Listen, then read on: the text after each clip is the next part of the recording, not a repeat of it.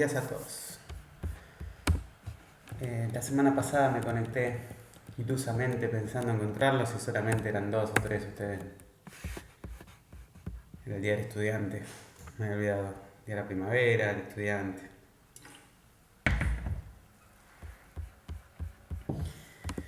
Bueno, tenemos que arrancar desde aquí, ¿no?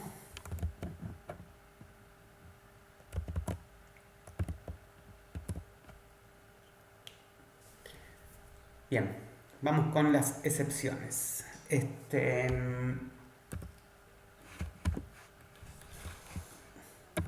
Veamos. Bien. Bueno, ustedes ya vienen trabajando con algún lenguaje que maneje excepciones. Primera pregunta antes de ver este tema en Ruby. ¿Están manejando excepciones con algún lenguaje?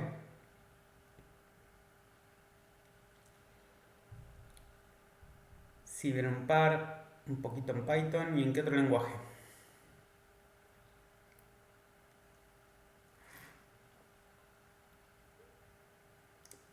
JavaScript. Bien. Bueno, programar con excepciones, yo creo ya haberlo dicho, y vimos un ejemplo, no sé si recuerdan, del SMTP, una implementación que habíamos visto del SMTP donde se usaba la excepción, ¿no? ¿Lo vimos? ¿O no vimos el ejemplo del SMTP? Ajá, yo por ahí me estoy adelantando.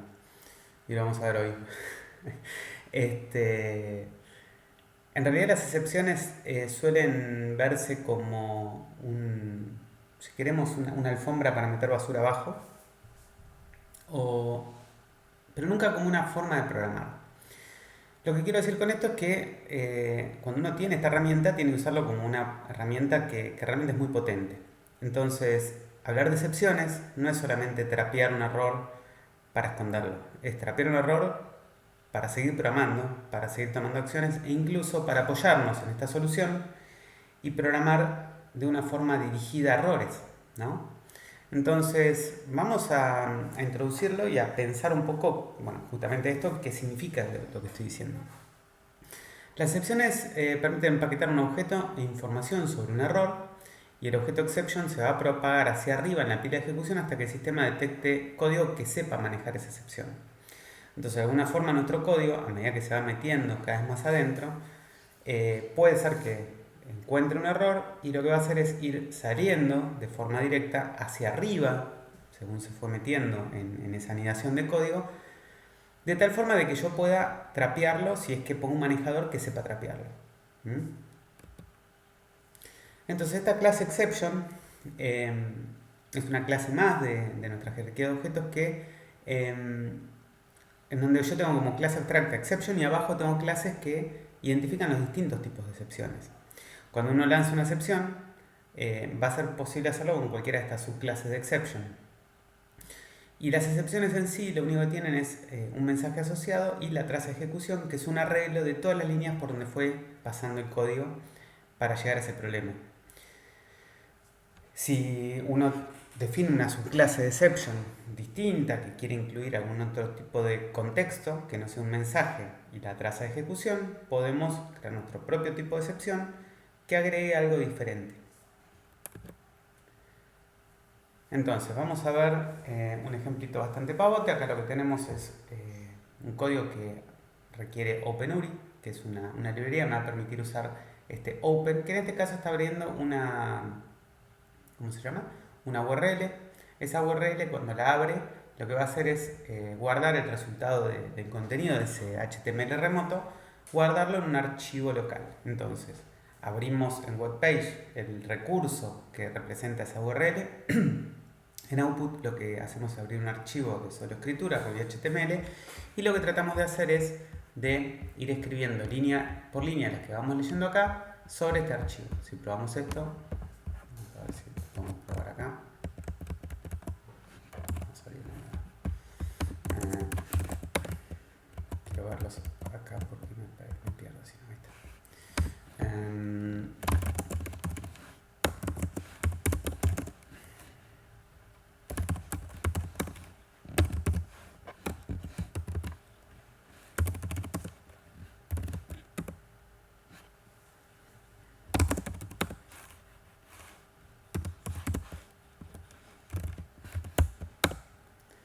bueno, acá me abrió, pero que lo llevo para allá. Lo que bajó fue esta página, que sería la misma página que si yo, esperen que vuelvo acá, si abro esta página, sin los estilos, obviamente, ¿no? Esta página.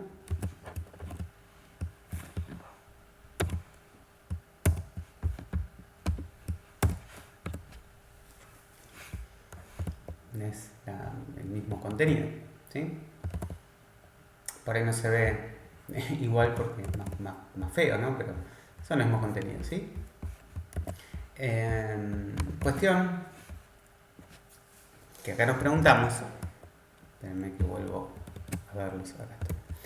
La pregunta es, ¿qué sucede, no? Si ocurre un error en la mitad de la transferencia. Bueno, acá estamos bajando unos pocos bytes, que no debería pasar, casi que la descarga inmediatamente. Pero ¿qué pasa si esto fuera más pesado y se nos corta la transferencia? No queremos guardar una página por la mitad en archivo salida.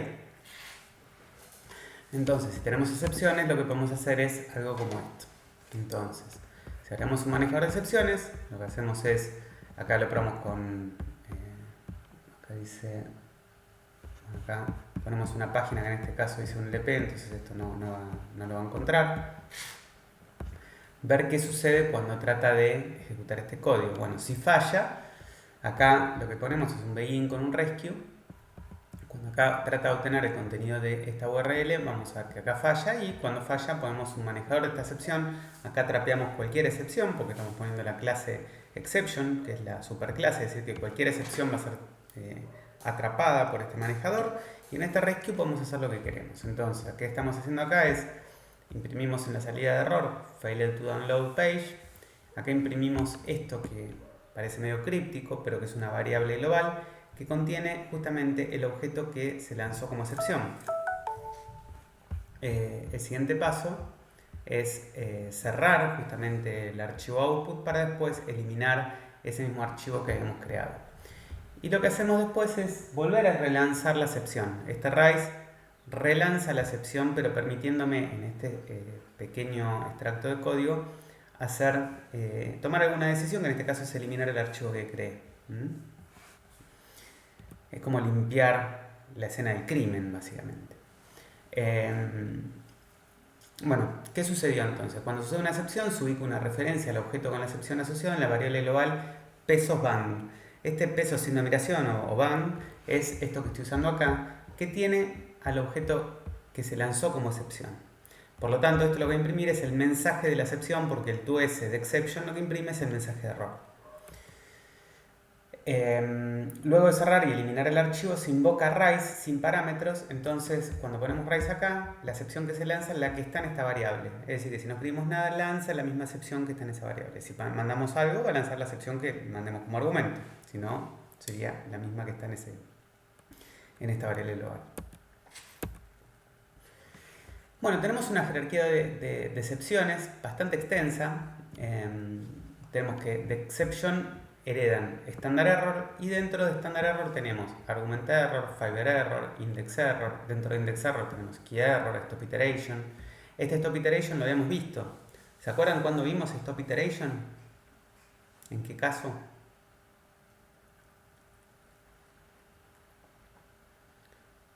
Lo usaba el loop, ¿se acuerdan? Pero trapeaba el loop y eran un enumerator, exactamente. Cuando uno tenía una colección y le pedía el enumerator, le decía next cuando llegaba al último elemento, y le decíamos next, nos decía un stop iteration, exactamente como dijo Valentín.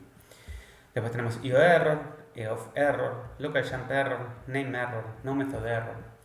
Seguimos con las de standard error, range error, float domain error, reject error, runtime error, system call error, thread error, type error, zero division error, y acá venimos a la misma altura de standard error. Tenemos fatal, tenemos no memory error, script error, low error, not implemented error, syntax error, security error, signal exception, interrupt, system exit y system stack error.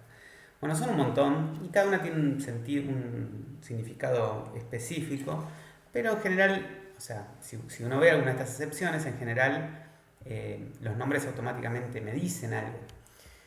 Ahora, cuando yo analizo cómo funciona justamente el rescue, veo que tengo la posibilidad de usarlo en una especie de case.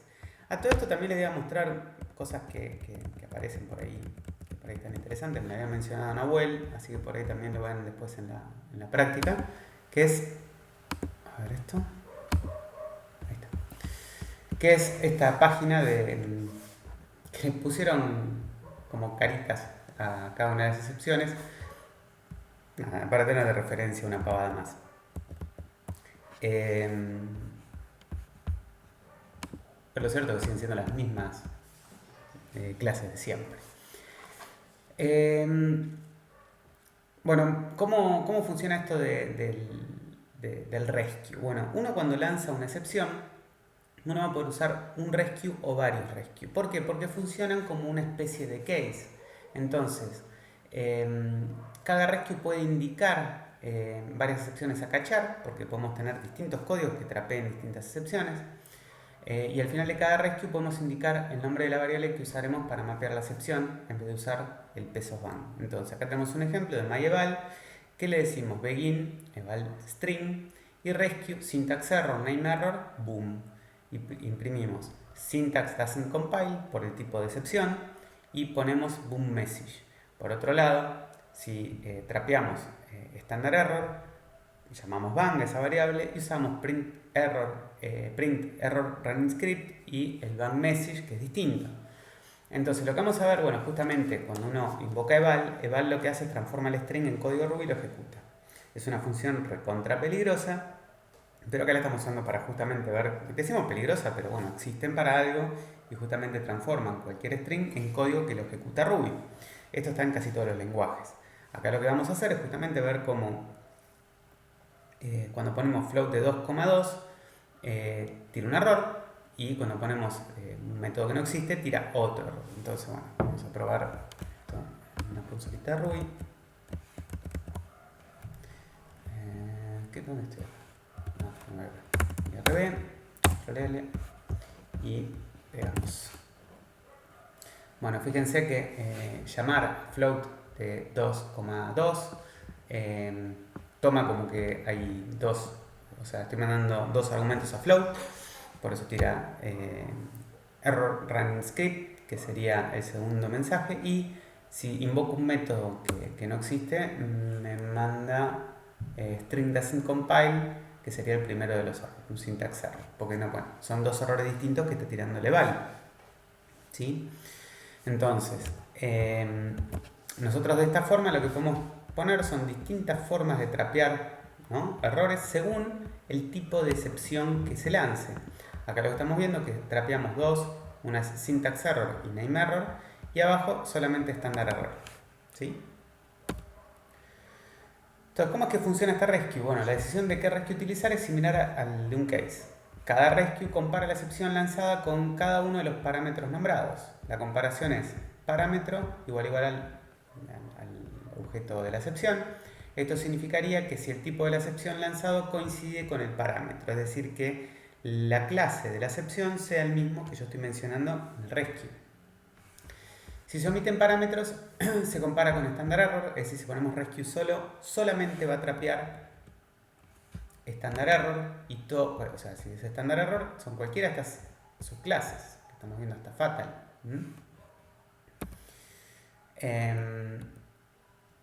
Si no machea con ningún parámetro, sale del bloque begin buscando en el método que invocó un manejador para la misma y así siguiendo hacia arriba en la pila. Es decir, que si el rescue que escribí no trapea la excepción, va a seguir en la burbuja subiendo, ¿no?, el error hasta que encuentre un rescue que así lo atrape. Casi siempre usaremos nombres de clases como parámetros de rescue, pero también podemos usar expresiones que retornen una subclase de exception. Es decir, podemos también poner un método que devuelva la clase que estamos esperando. Ahora lo vamos a ver con un ejemplo. Asegurando la ejecución. Varias veces necesitamos ejecutar determinado código al finalizar un método de forma segura. Eso es, que se ejecute siempre sin importar si hubo una excepción o no. Por ejemplo, tenemos un archivo abierto que necesitamos cerrar antes de finalizar el bloque, haya o no haya error. Entonces el código bajo ensure se ejecutará siempre, haya sido una ejecución exitosa o con algún problema. O sea, vamos a ver que tenemos un ensure para hacer esto. Acá vemos un ejemplo.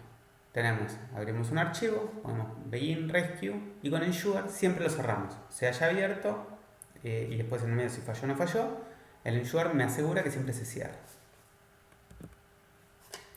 También tenemos el else del rescue.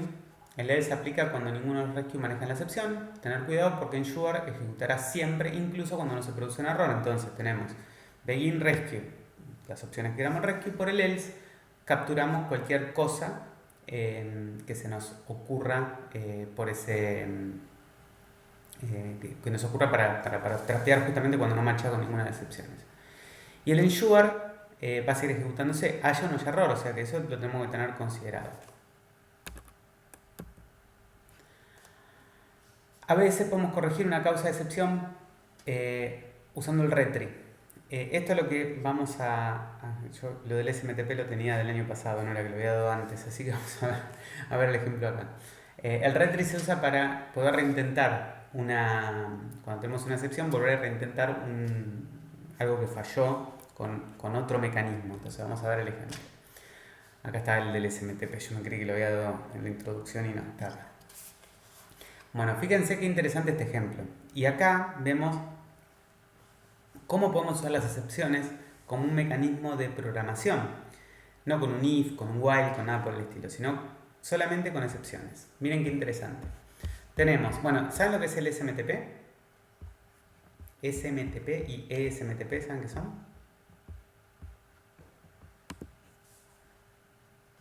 ¿No? Bueno, sí. Bien. Vamos cerquita. Bueno, los mails que mandamos, se manejan con distintos protocolos, ¿sí? Tenemos el SMTP, que es para envío, ¿sí? Simple Mail Transfer Protocol sería el servicio que se usa para enviar correos, es el SMTP, ¿sí? Para recibir correos, es decir, lo que usamos cuando queremos descargar los mails, cuando entramos a Gmail y mandamos mail, usamos SMTP. Cuando entramos a Gmail y leemos los mails, se pueden usar o el protocolo IMAP o el protocolo POP. Entonces, para la recepción de correos generalmente se usa POP o IMAP, para el envío de correos se usa SMTP. Y ese servicio de SMTP puede ser SMTP o, como recién decían, con la letra E de Extended SMTP. Entonces, cuando un servidor de mail soporta SMTP, yo sé que le hago un telnet al servidor de mail si uno se pone a mirar cómo funciona un poco el DNS y el mail, uno puede ver que con host -tmx puede ver cuál es el servidor de mail, host o dig mx de info 1lp2, por decir un servidor, ¿no? Y acá vemos que los servidores de mail para info en lp2 son estos tres. Ada info en lp2 tiene el número 10, que es el de menor prioridad. Entonces, no, me parece que SMTP es de simple, pero nada que Google no resuelva. Uno pone SMTP, no, voy justo busqué esto. Si uno pone SMTP, puede ver que es protocolo de transferencia simple de correo. Para mí es simple, pasa en inglés, Simple Mail Transfer Protocol, ¿sí? Nada de SEN. Acá está, Simple Mail Transfer Protocol. Bien. Lo que les decía es que con esto, con dig, uno puede ver cuál es el servidor que envía mail de info. Si lo queremos ver para otro dominio, para gmail.com, lo mismo, podemos ver que es este, ¿sí? Bueno, cuando yo a un servidor de mail le escribo, ¿no?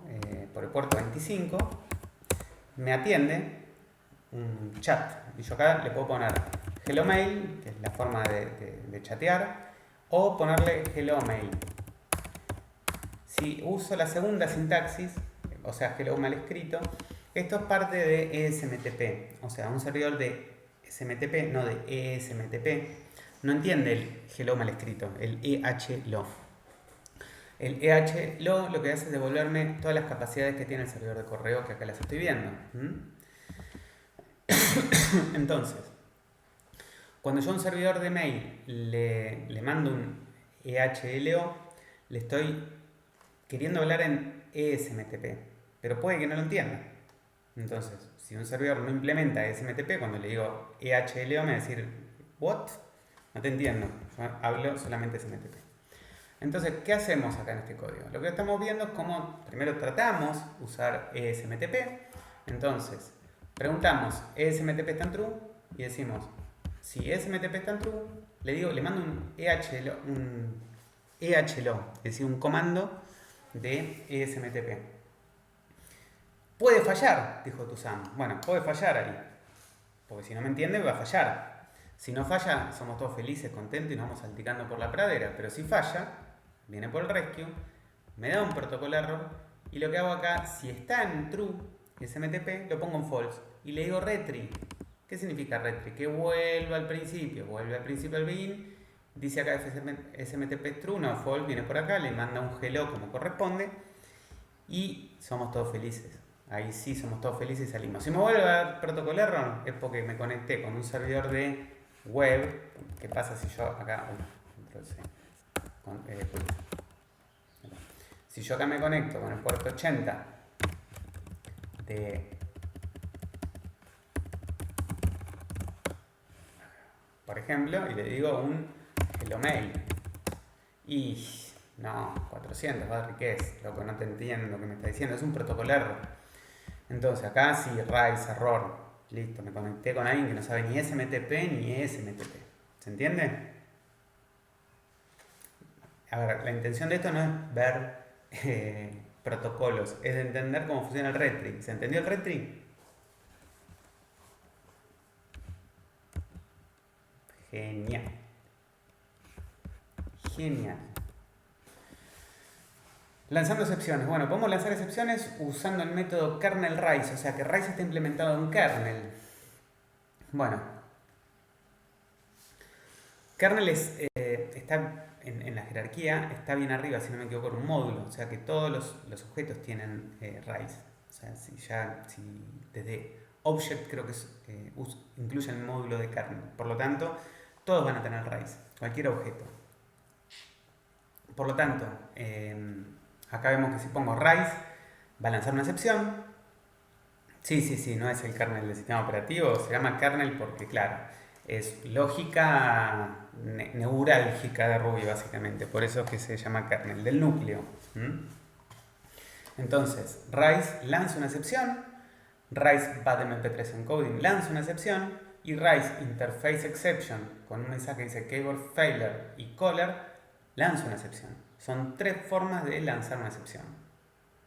Acá hay una pregunta, ¿sería algo como un objeto que conoce lo que pasa en el entorno de la sesión de intérprete? No, en realidad se llama kernel, yo asumo, se llama kernel porque es, de vuelta, una parte muy del núcleo del intérprete en sí. O sea, que todos los objetos deben respetar interfaces que todos tienen que tener. En general, todo lo que se mete en el kernel debería ser parte del núcleo, parte del core, parte del centro, del corazón, de lo que hace que el intérprete funcione, que es vital. ¿Sí? Pero no es porque está siempre registrando lo que pasa, ese tipo de cosas, no, porque bueno, el intérprete va por otro lado. Esto más que nada con el lenguaje en sí. Es una clase que te da características. Después el intérprete tiene otras cosas como el garbage collector y cosas por el estilo que lejos están de ser Ruby. Son más cosas en C. ¿Sí? Bueno, lo del tercer parámetro ahora explicamos qué es porque está explicado ahí abajo. La primera forma, relanza una excepción si lo hubiere, o si no, te tiene una excepción de tipo runtime error. Si es que no tiene nada peso sino de admiración. Volvemos de vuelta a la jerarquía un segundito.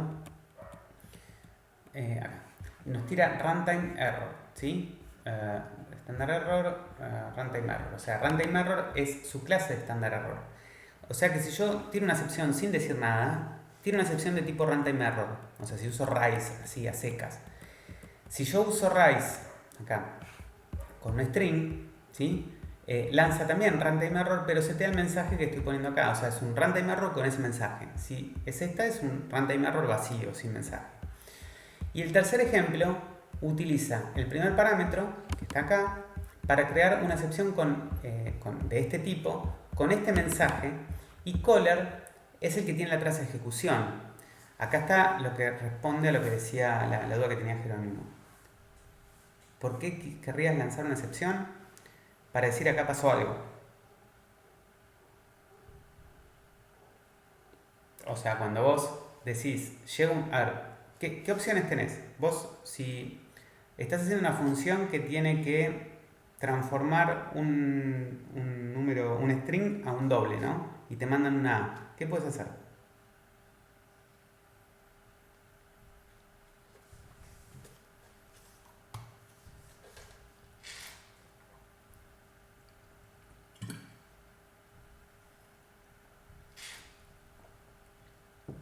O más fácil, te digo, mira, tengo un auto y se me pinchó la goma. Tengo un auto y se me pinchó la goma. Y te digo, anda a cambiar la goma del auto. Y llegás y tengo un auto que le faltan las cuatro gomas. ¿Qué me decís? O sea, no tiene ruedas el auto. Me decís, pero pará, no tiene ruedas. Te quedás como diciendo, opa, ¿qué hago acá? ¿Cómo trabajo? Entonces acá con lo que dice, la excepción va a saltar igual. Bueno, pero alguien la lanza la excepción, el que implementó la... O sea, cuando vos llegas a un punto donde no tenés salida, o decís, bueno, acá aborto, salgo diciendo, llegué a una cosa ilógica, me están pidiendo que cambie la goma de un auto que no tiene ruedas. ¿Qué goma tengo que cambiar? No tengo repuesto, no tengo ruedas. ¿Qué voy a cambiar? Me estás pidiendo una cosa que no tiene sentido. Bueno, en ese punto puedo tener distintas opciones. Si estoy en un lenguaje como en C, digo, salgo abortando, me pego un tiro en la cabeza, no sé cómo reaccionar a esto que me están pidiendo. Cuando tengo un lenguaje con excepciones, puedo tener una excepción. ¿Para qué? Bueno, para que alguien la trapee. Entonces, yo tiro una excepción y lanzo la excepción y listo. Eso es, ¿por qué querría lanzar una excepción? Estoy respondiendo, ¿eh? Acá lo que dice Inti es, ¿por qué crearía una excepción nueva? No entendí la pregunta, por ahí está apuntando a una cosa u otra. A ver, Mailen, no sé si te respondí la primera pregunta.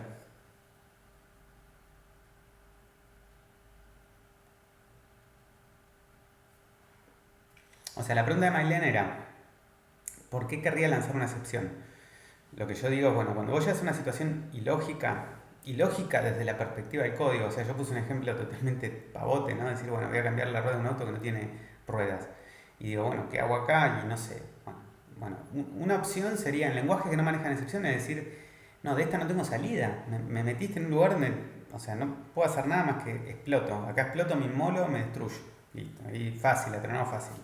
Cuando tengo un lenguaje que maneja excepciones, tiene una excepción. Una excepción podría ser, bueno, runtime error.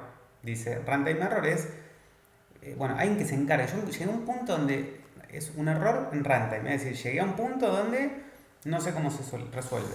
Bueno, a ver, ¿hay alguien acá, para arriba mío, que sepa solucionarlo? Tiro la excepción y bueno, que se encarguen en la pila para arriba. Podría ser mostrar un cartelito que diga error, con un cartelito rojo, una cruz. O podría ser que explote el programa, digamos, lo que quiera hacer el tipo que viene programando. Hay excepciones que son manejables y hay excepciones que no pueden manejarse y bueno, el programa tiene que abortar. ¿Sí? Es como que te diga, poner a reproducir una película y me mandas claro, y me mandas un archivo de audio, bueno, o un archivo, un doc, te voy a decir que fallé y me tengo que inmolar. Ahora, respondiendo a lo que dice Inti, ¿por qué crearía una nueva excepción? Bueno, uno crea excepciones para después usarlo en los rescue para programar los rescue. O sea, uno usa los raíz con excepciones de un tipo específico que uno crea afín para algo, para después poder trapear selectivamente ese error. Si yo tirara siempre excepciones de la clase exception, no tendría forma de distinguir un error de otro. Por eso existe una jerarquía de excepciones, porque existe la posibilidad de trapearlas según el tipo de error. Entonces, si yo me pongo a desarrollar una librería, por ejemplo, para acceder a MySQL y quiero fallar si no conecta con la base de datos MySQL, puedo usar las excepciones propias de MySQL, que pueden llamarse MySQL Connect Error, MySQL SQL Error, MySQL, los nombres que vengan con MySQL asterisco, digamos. Cualquiera de las clases específicas de excepciones de MySQL me va a permitir rapear cosas de MySQL y poder distinguirlo de otras excepciones. Para darle vida al código solamente. Ahora, hablar sobre en el aire de por qué yo crearía una excepción, a veces no tiene sentido hasta que yo no escriba un manejador para esa excepción que tenga sentido crear esa clase, si no, no tiene sentido. O sea, crear por crear no tiene sentido. Bueno, venimos bien hasta acá y me queda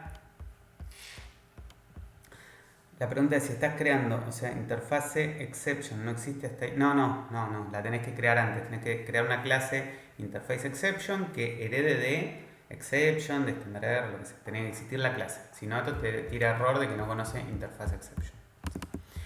Ahora, la pregunta de, creo que era Jerónimo, Gabriel. El tercer parámetro, caller, acá lo explico. Kernel caller genera la traza de ejecución. O sea que si yo en cualquier lado, acá en un IRB, veo la traza de ejecución. O sea, si yo acá hago un join, ponemos puts.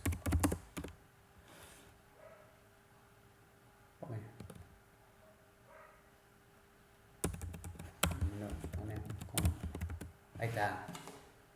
¿Sí? Acá me muestra la traza de ejecución, bueno, donde lo puse. ¿Se entiende? O sea, desde donde estoy parado, bueno, en IRB, bueno, todas las cosas que pasaron hasta que yo puse caller. Eso está, bueno, es importante el caller para justamente la traza de ejecución de donde salta. A ver, si no lo pongo, ya siempre se llama caller. Lo que pasa es que justamente en algunas, generalmente no se incluye la traza en las librerías, como dice acá, porque en las librerías se vería demasiado se metería muy adentro del error y vos necesitas justamente no mostrar dónde ocurre. Igualmente cuando vos no lo pones, creo que lo incluye el caller. Bien, y ahora vamos a hablar del catch and throw, porque acá hay una gran confusión que tiene que ver justamente con el rise y el rescue, que se usa con excepciones, y el catch and throw, que a veces la gente lo confunde porque justamente el rise y el rescue, que se usa con excepciones, en otros lenguajes se usan el catch y el throw para las excepciones, pero en Ruby tenemos el rise y el rescue para excepciones y el catch y el throw para otra cosa.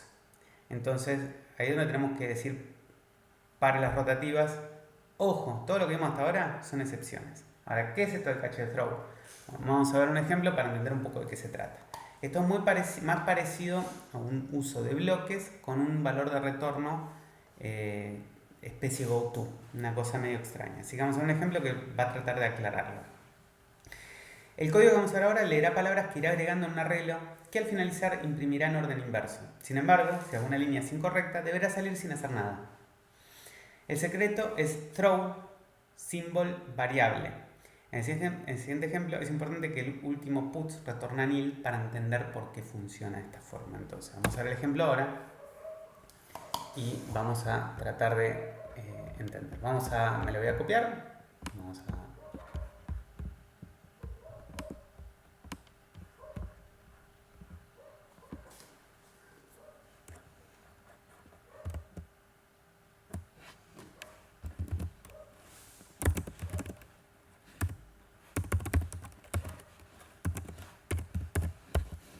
No.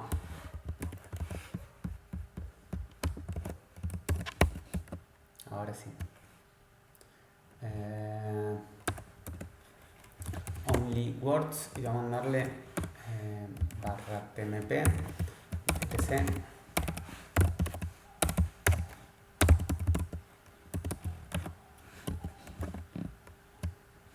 Y esto me retorna un arreglo.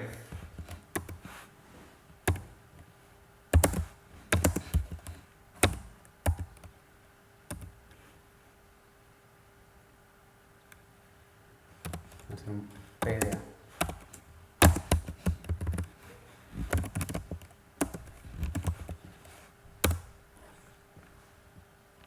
Bueno, acá falló, obviamente. Ahora a ver si lo pruebo con... Vamos a analizar el código para entender un poco qué es lo que busca. Bueno, fíjense que OnlyWords recibe entonces un archivo y acá dice Word in error y usa un catch. Esa es la parte por ahí difícil de masticar, ¿sí? Ahí lo amplié para que sea mejor. Dice catch done, con un símbolo done. Y dice, dentro del bloque do, bueno, result tiene un arreglo vacío. Y dice while line es igual a word list. Fíjense, word list tiene ¿cómo se llama? El archivo. Le pedimos get s. Entonces ahí pedimos una línea y decimos word es igual a line chomp. Bueno, chomp, no sé si saben lo que hace. Por las dudas lo vemos acá. Y al revés. Si yo pongo un...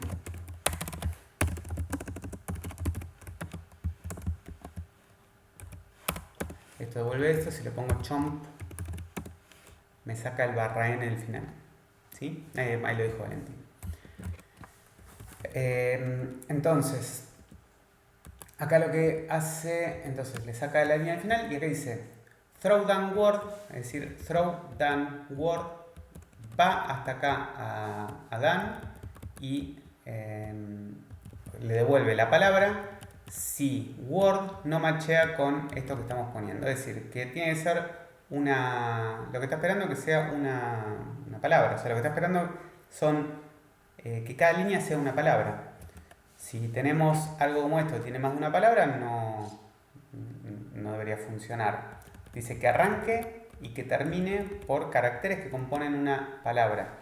Acá si vemos def espacio only words, o sea, esto que estamos viendo en la primera línea tampoco funcionaría. Si pruebo esto acá con este mismo archivo, que sería .throw,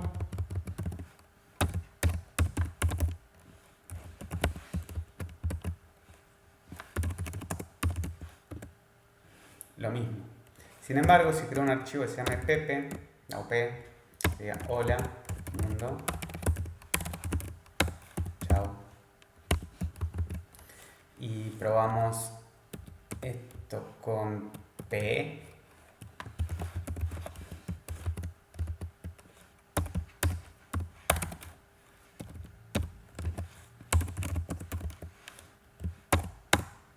Vemos que funciona bien. Bueno, vamos a ver entonces cómo es que pasó eso. Entonces, si lo que lee, la palabra que lee, no cumple con algo, tira este throw devolviendo en el catch, lo que devuelve es word, ¿sí? Ahora, acá lo que termina haciendo es agregando sobre result cada palabra y acá imprime puts result reverse, es decir, que lo que termina haciendo es, bueno, no retorna un arreglo, sino que lo que retorna es lo que retorna puts. Esto imprime el arreglo al revés y lo que termina haciendo puts es retornar nil, ¿sí? Word sin error entonces tiene o nil o tiene la palabra word.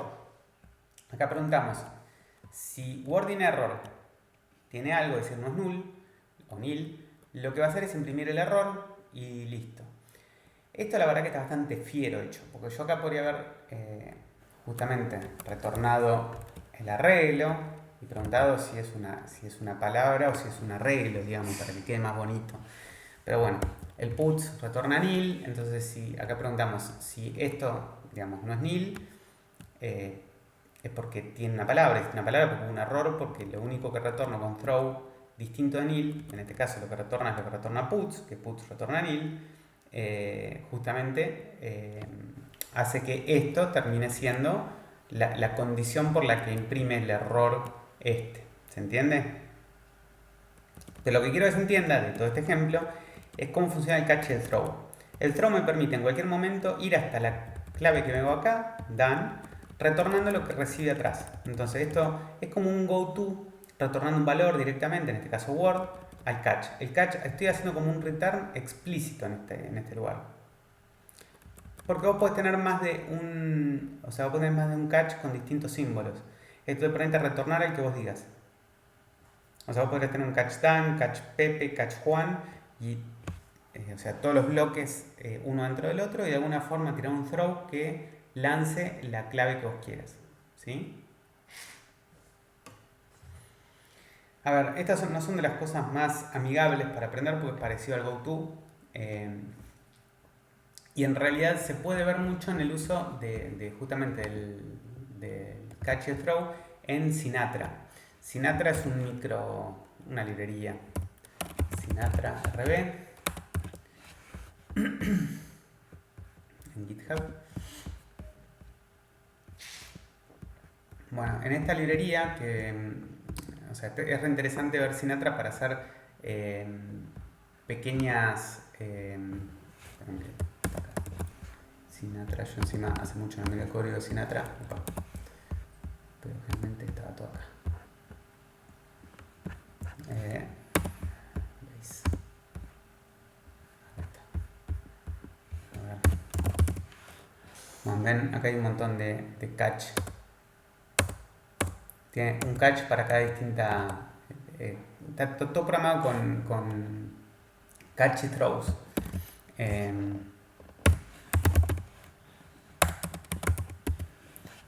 O sea, según donde vos estés, vas tirando el throw de dónde querés ir, retornando algo, y con los catch se implementa qué es lo que hace cada uno de esos algo que tira el throw. Bueno, en cuestión, nada, es interesante ver las soluciones con esto, porque es una programación totalmente distinta, porque es más tipo GoTo, pero entender cómo es que funciona. Lo que sí, esto de Sinatra que les está mostrando es Sinatra RB. Es algo que se usa para hacer pequeñas aplicaciones web de una forma muy simple. Se dice que es un microframework, en realidad es para hacer cosas muy simples. Vamos a ver algo en la práctica de esto. El throw simplemente referencia al símbolo, pero puede estar en otro lado, claro. Siempre en el contexto del tiempo de vida donde fue definido, ¿no? Pero sí, por eso con el GoTo volvés al punto que te invoquen, sí, exacto. Bueno, acá, digamos, esto es lo que no quiero que se confundan, es que el catch y el throw se usan para manejo de excepciones. Para las excepciones están el rescue y el rise, ¿sí? El catch y el throw se usan para este otro mecanismo que por ahí no es tan habitual, ¿sí? Como es el rise y el rescue. Bien. Son cuestiones más avanzadas esas, por eso que tampoco, o sea, no es algo que uno usa cuando programa en el día a día. Bueno, vamos con los conceptos avanzados y ya nos podemos meter con ORM y empezar con Rails. Sí, en realidad no es para manejo de errores, es para saltar de código en código, digamos. Más parecido al GoTo que como para un manejador de errores. Bueno, conceptos avanzados. En realidad, más que conceptos avanzados, es todo lo que no vimos, meterlo en un lugar. Bien, primero que nada, tipos estándar. Los números. Bueno, los números pueden ser enteros, puntos flotantes, racionales, complejos. Antes de Ruby 2.4, los enteros se manejaban internamente como... Esto es loco porque estamos en Ruby 2.7 ya, saltando a Ruby 3. Pero hubo un cambio, no como el de 1.8 a 2, pero sí interesante en ver qué pasaban con los números, ¿no? En Ruby 2.4 los enteros se manejaban internamente como un fix num, en el rango que iba desde menos 2 a la 30 hasta 2 a la 30 menos 1, o menos 2 a la 62 hasta 2 a la 62 menos 1, dependiendo de la arquitectura, si era de 32 o de 64 bits. Fuera del rango anterior, o sea, cuando te ibas a un número siguiente a este valor que te decía, utilizaba bignum. O sea que tenías como que se transforma. Cuando al último número, fixnum, le sumabas 1, te volvía un bignum. O sea, había como una metamorfosis del objeto, básicamente. A partir de Ruby 2.4 ya eso no pasa, tenemos siempre integer. Y los strings no se convierten automáticamente a enteros, o sea que si tengo el string 1 más el string 2 me concatena el string 1 con el 2, me da 12, obviamente, esto es algo bastante normal. Bueno, ¿cómo interactúan los números? Bueno, fíjense que si pongo 1 más 2 me devuelve 3, si pongo 1 más 2.0 me devuelve 3.0, es decir, que me convierte a doble el resultado. Si pongo 1.0 más 2 me devuelve también un doble. como que siempre la precisión se va al de mayor precisión. Es decir, que si tengo uno de un entero más un doble, me devuelve un doble más un entero me devuelve un doble. Si tengo un doble más un complejo, me devuelve un complejo. Si tengo un entero más un rational, me devuelve un rational. Bueno, esto de rational tampoco lo habían visto seguramente. Y complex tampoco. Bueno, tenemos números complejos, que ya son complejos de entender en sí. Pero bueno, acá en Ruby los tenemos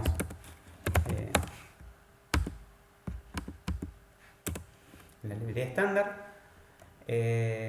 Como podemos ver, la forma en que se imprimen es como los números imaginarios, se llama la parte imaginaria, la parte entera. Después lo que tenemos es los números racionales. Bueno, acá es sumar 1 más 2 tercios, y bueno, me da 5 tercios, que se representa gráficamente el toString como, entre paréntesis, 5 sobre 3. Y si tengo un doble más un rational, fíjense, me da un doble. Como que el rational tiene menos precisión que el doble, básicamente. Y cuando uno divide, si uno divide un doble con por un entero, me devuelve un doble. Ahora, si yo tengo un entero dividido un doble, también me da un doble. Pero si tengo 1 dividido 2 me da 0, me da un entero. O sea, un entero dividido un entero me devuelve un entero. ¿Sí? Probar la división requiriendo más n a partir de Ruby 5 de instalarse como gema en cordobés. Entonces, bueno, vamos a instalar la gema. Vamos a hacer un gem install más n, creo que es.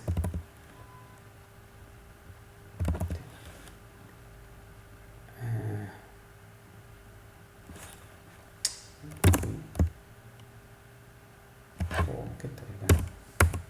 Ruby -b.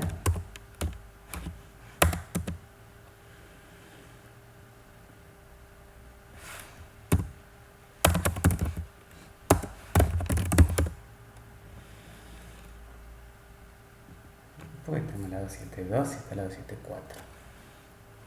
Ay, Dios mío.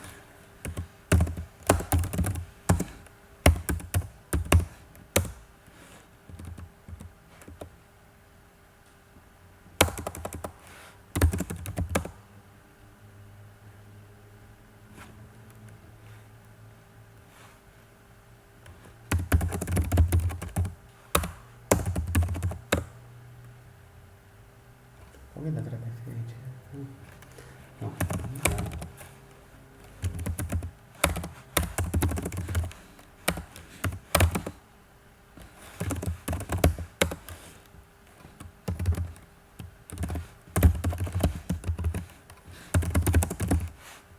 Ah, ya sé por qué.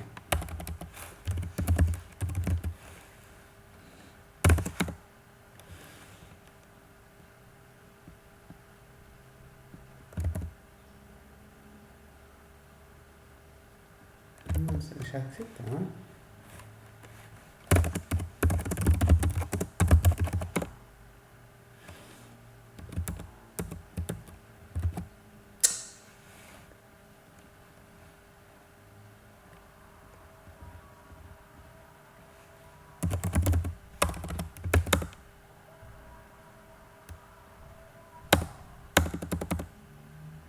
Está, Salamín.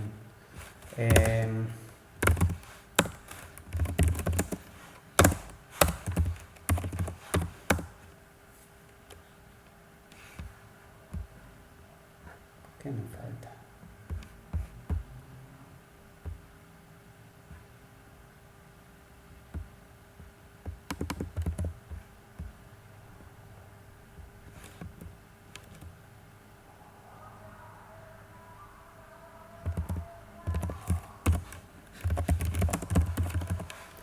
A ver.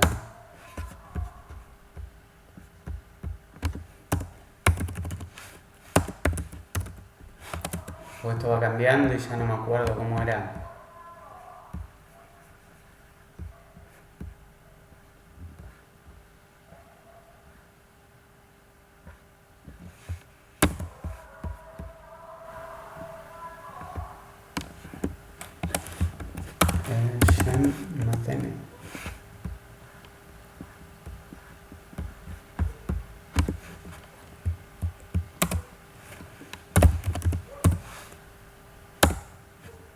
Vamos a ver qué pasó con esta gema en estas últimas versiones.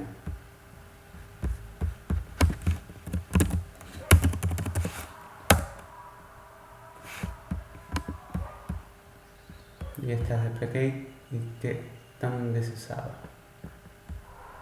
Recommended causes changes to behavior.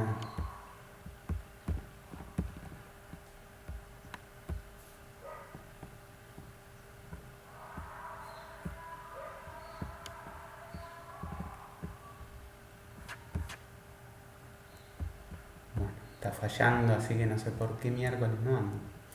Bueno, lo que pasaba con esta gema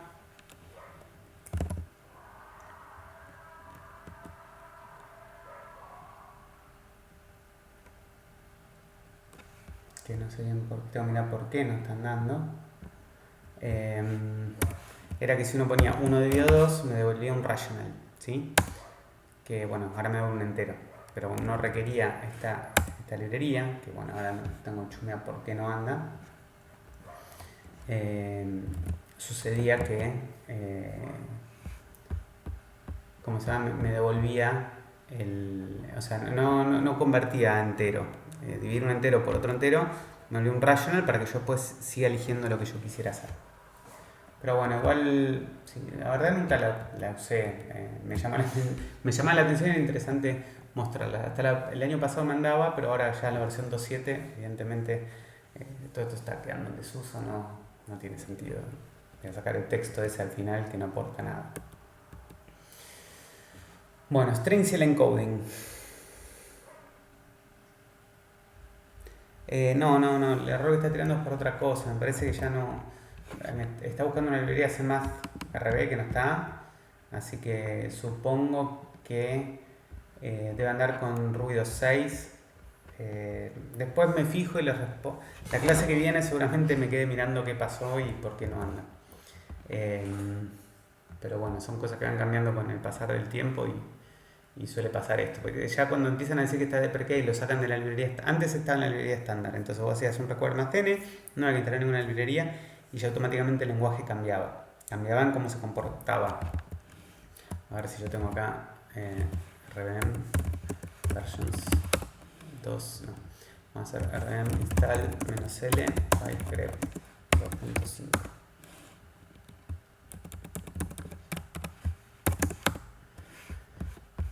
Vamos a hacer un rvm install. Ahí está.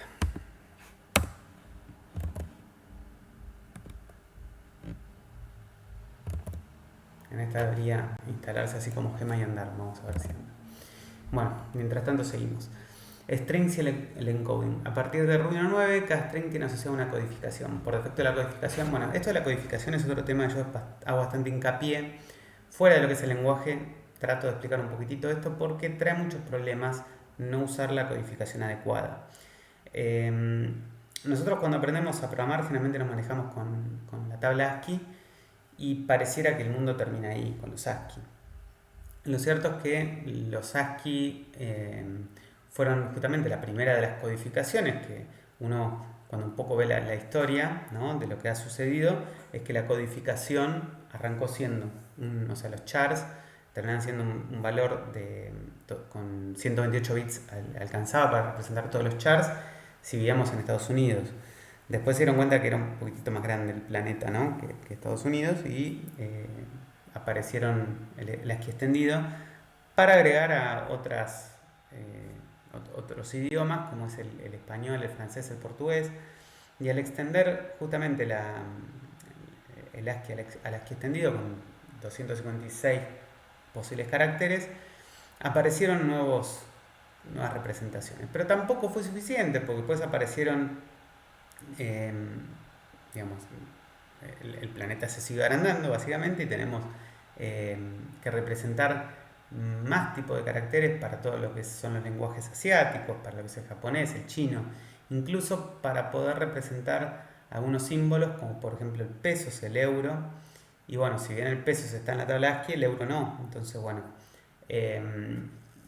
estas codificaciones extendidas fueron mutando también de diferentes estándares, porque bueno, nosotros conocemos el ASCII, también está el EBCDIC, Y también después, ¿no?, empezaron a aparecer estos que se conocen como UTF-8, UTF-16, UTF-32, ISO 88591, ISO 8859, distintos valores, ¿no? El 1, el 7, el 8, el 9.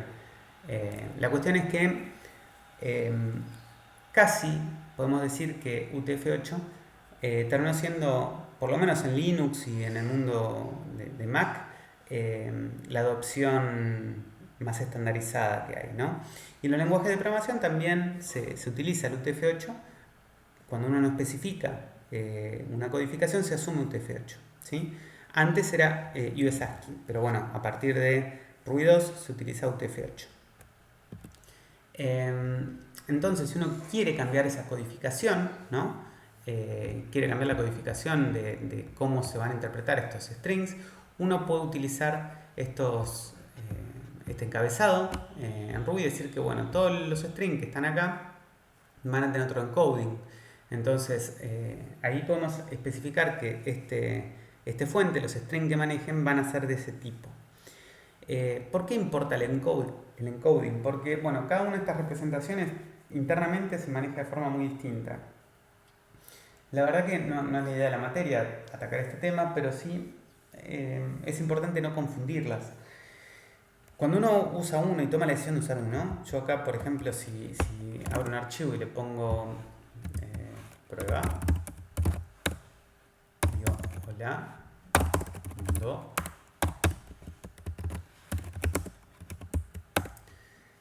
es un UTF-8, ¿sí? Si lo miro, lo veo perfecto. Ahora, si yo a este archivo le hago un icon, ¿no?, lo convierto de UTF-8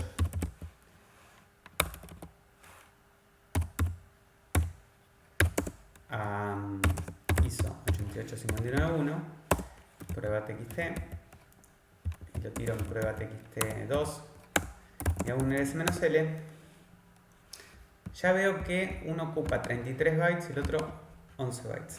Si me fijo cómo está uno y otro, en prueba txt veo que la A se representa con estas dos cosas y la O con estas otras dos. Mientras que en prueba 2txt, no, prueba.txt2, lo que veo es que usa el 341 y el 363. O sea que en UTF-8 estoy viendo que está usando justamente estos 2 bytes para poder representar el acento, mientras que en ISO 88591 1. Bueno, ¿qué pasa si mezclo las cosas? ¿Qué pasa si agarro a prueba y lo concateno en prueba? Acá lo concateno al final, ¿no? Lo que me queda es algo como mezcla de codificaciones, ¿sí? Entonces, si me fijo cómo se ve, fíjense que los acentos, ¿no?, de el ISO 88591 no se ven bien en mi consola, porque yo tengo mi consola configurada. Opa.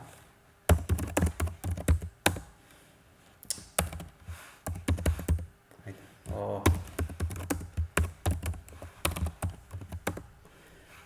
Lo tengo configurado con un TF8 e incluso la terminal, que es esto que estoy viendo, esta terminal negrita que está acá, en las preferencias, acá tenemos en una parte acá de perfiles, si no me equivoco, este que se llama sin nombre, tengo acá,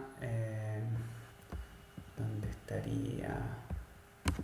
Comando, compatibilidad, justamente la codificación es UTF-8.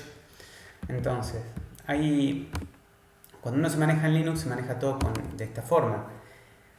Y uno puede transformar de UTF-8 a ISO 88591 o puede transformar de ISO 88591 a UTF-8. Uno puede transformar de cualquier codificación a cualquier codificación si está todo en la misma codificación. Pero tener las cosas mezcladas, como les mostré en este archivo, que tiene mezcla de codificaciones, es un problema que no tiene solución aparente. O sea, no hay forma de saber el string de abajo que está en UTF-8 y el de arriba que está en ISO 88591 si está todo mezclado. Yo puedo, partiendo de la base de que uno está en una codificación y el otro en otra, puedo transformarlo. Pero si está mezclado, no puedo saber en qué codificación está cada uno porque, bueno, es un dato que es conocido antes de empezar, ¿sí? Entonces, digo esto porque muchas veces uno cuando empieza a programar y a hacer páginas web, manejas el string o sea, esto que estamos mencionando acá, ¿no? O sea, un acento que vos pones en tu código se asume como UTF-8, ¿no?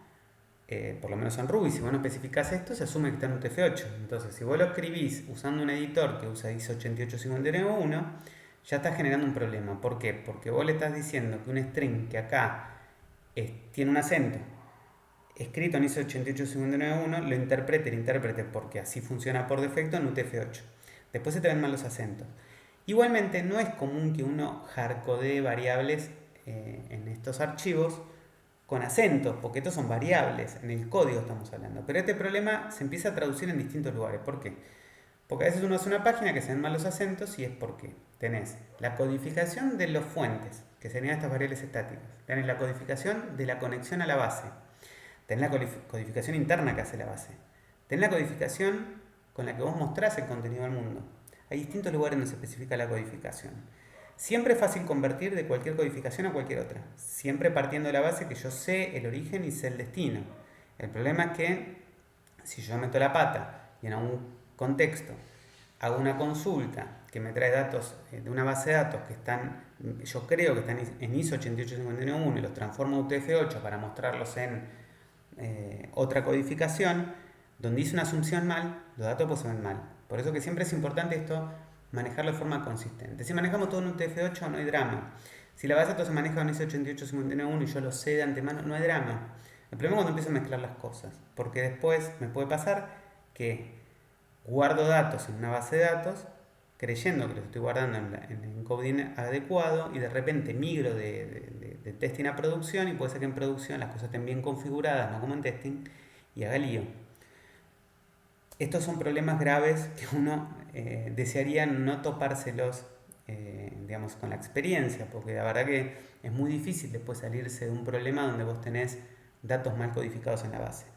Por eso digo que estos son datos que son relevantes, no se le da mucha bolilla en la carrera. Lo que trato de explicar con esto es que es algo que amerita que ustedes le presten atención. ¿A qué codificación usan localmente? Cuando tipean en el código pueden definir que los strings que usan están en un formato o en otro. Generalmente no hay acentos en el código, pero sí hay acentos en la base. Bueno, hay que tratar de ser consistentes en usar siempre las codificaciones que configuramos. No usar todo como viene por defecto y no darle mucha bolilla. Bueno, por otro lado los rangos. Vamos a hablar un poquitito de los rangos, conceptos avanzados. Rangos como condiciones. Otro uso de los rangos en condiciones permiten al objeto rango mantener el estado de las comparaciones que machen desde un valor. El inicial del rango hasta el final del rango. Entonces, si tenemos 100 veces imprimir X, sí, y fíjense acá cómo estamos usando el rango. X igual 50, rango XX igual 55. Lo que estamos pidiendo ahí es que imprima los valores de X que estén entre 50 y 55. Entonces vamos a probar esto.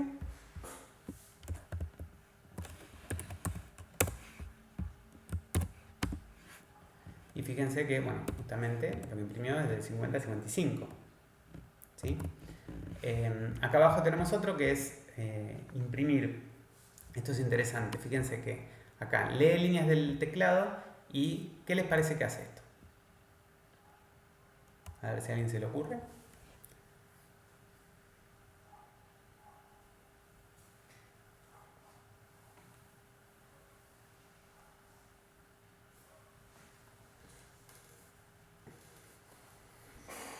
Vamos, Jerónimo, te animaste.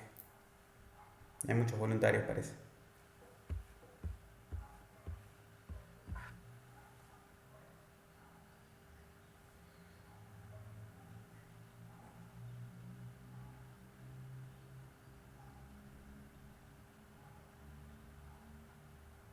Mientras tome líneas se ejecuta el código. Bueno, acá está leyendo, lee del teclado, getese hasta que yo aprieto Enter. Cada línea la va a imprimir solamente si que.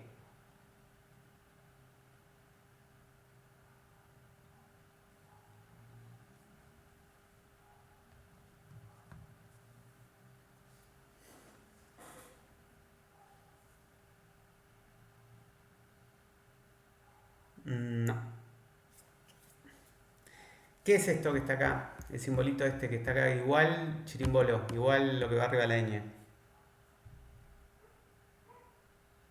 Una presión regular. Entonces acá lo que está diciendo es si machea la expresión regular start. Es decir, si yo escribo cualquier cosa que machee con start, va a empezar a imprimir líneas. Hasta que yo machee otra expresión regular que diga end. Entonces vamos a probarlo.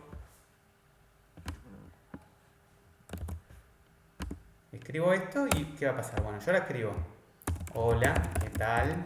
¿Cómo están? Start. Y ahora sí empieza a reproducir en eco. Hola. Ahora sí tengo eco. Chau. En. ¿Entiende? Acá podría haber puesto cualquier cosa. Ven que tengo el start. Ahí. También va a machear. Porque esta expresión regular es medio flojita. Y acá puedo poner cualquier cosa. Ese en. Porque el en.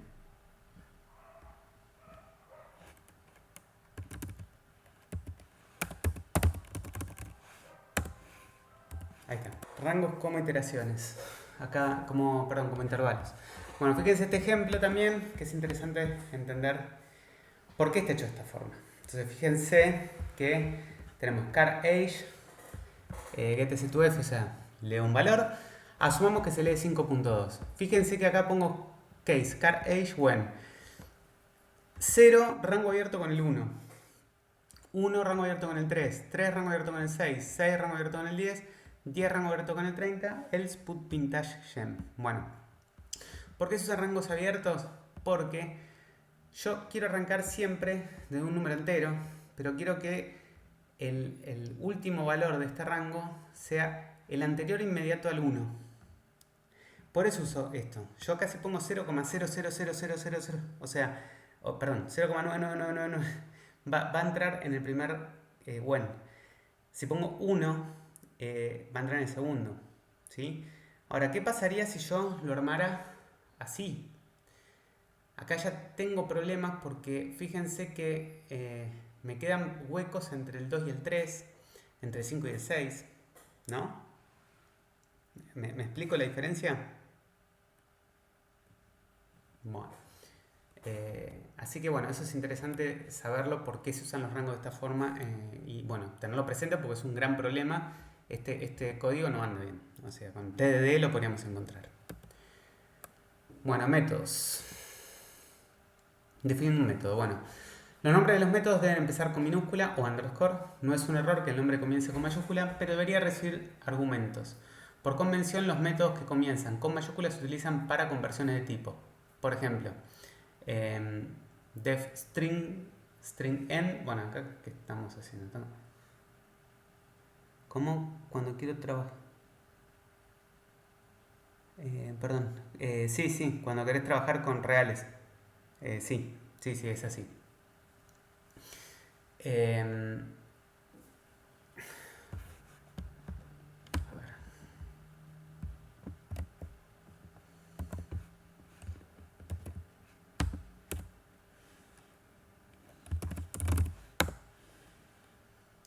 Bueno, ahí se puede ver. Si uno define string, ahí está. Ahí está. Fíjense que acá yo definí un método que se llama string, ¿sí? Y devuelve string, mientras que esta es la clase string. Entonces, si yo no le pongo los cositos al final, no diferencia uno del otro, ¿sí? Esa es la diferencia entre tener un método, o sea, si uno usa métodos que empiezan con mayúsculas sin argumentos, cae en el problema de que se puede confundir con la clase, que es lo que muestra este ejemplo, ¿sí? Si definimos string de esta forma, que retorna string, después esto no invoca el método, sino que es la clase, y si quiero invocar el método uso esto. Ya hemos visto, no sé si se acuerdan del float, o sea, el método float que existe. Yo acá le puedo pasar un 2.3, por ejemplo, y esto me transforma. Esa es la idea de los métodos que empiezan con mayúscula, de hacer una suerte de cast. Entonces se implementa un método que se llama como la clase para justamente recibir un argumento y me lo convierte a ese valor. Y si no, tiene una excepción.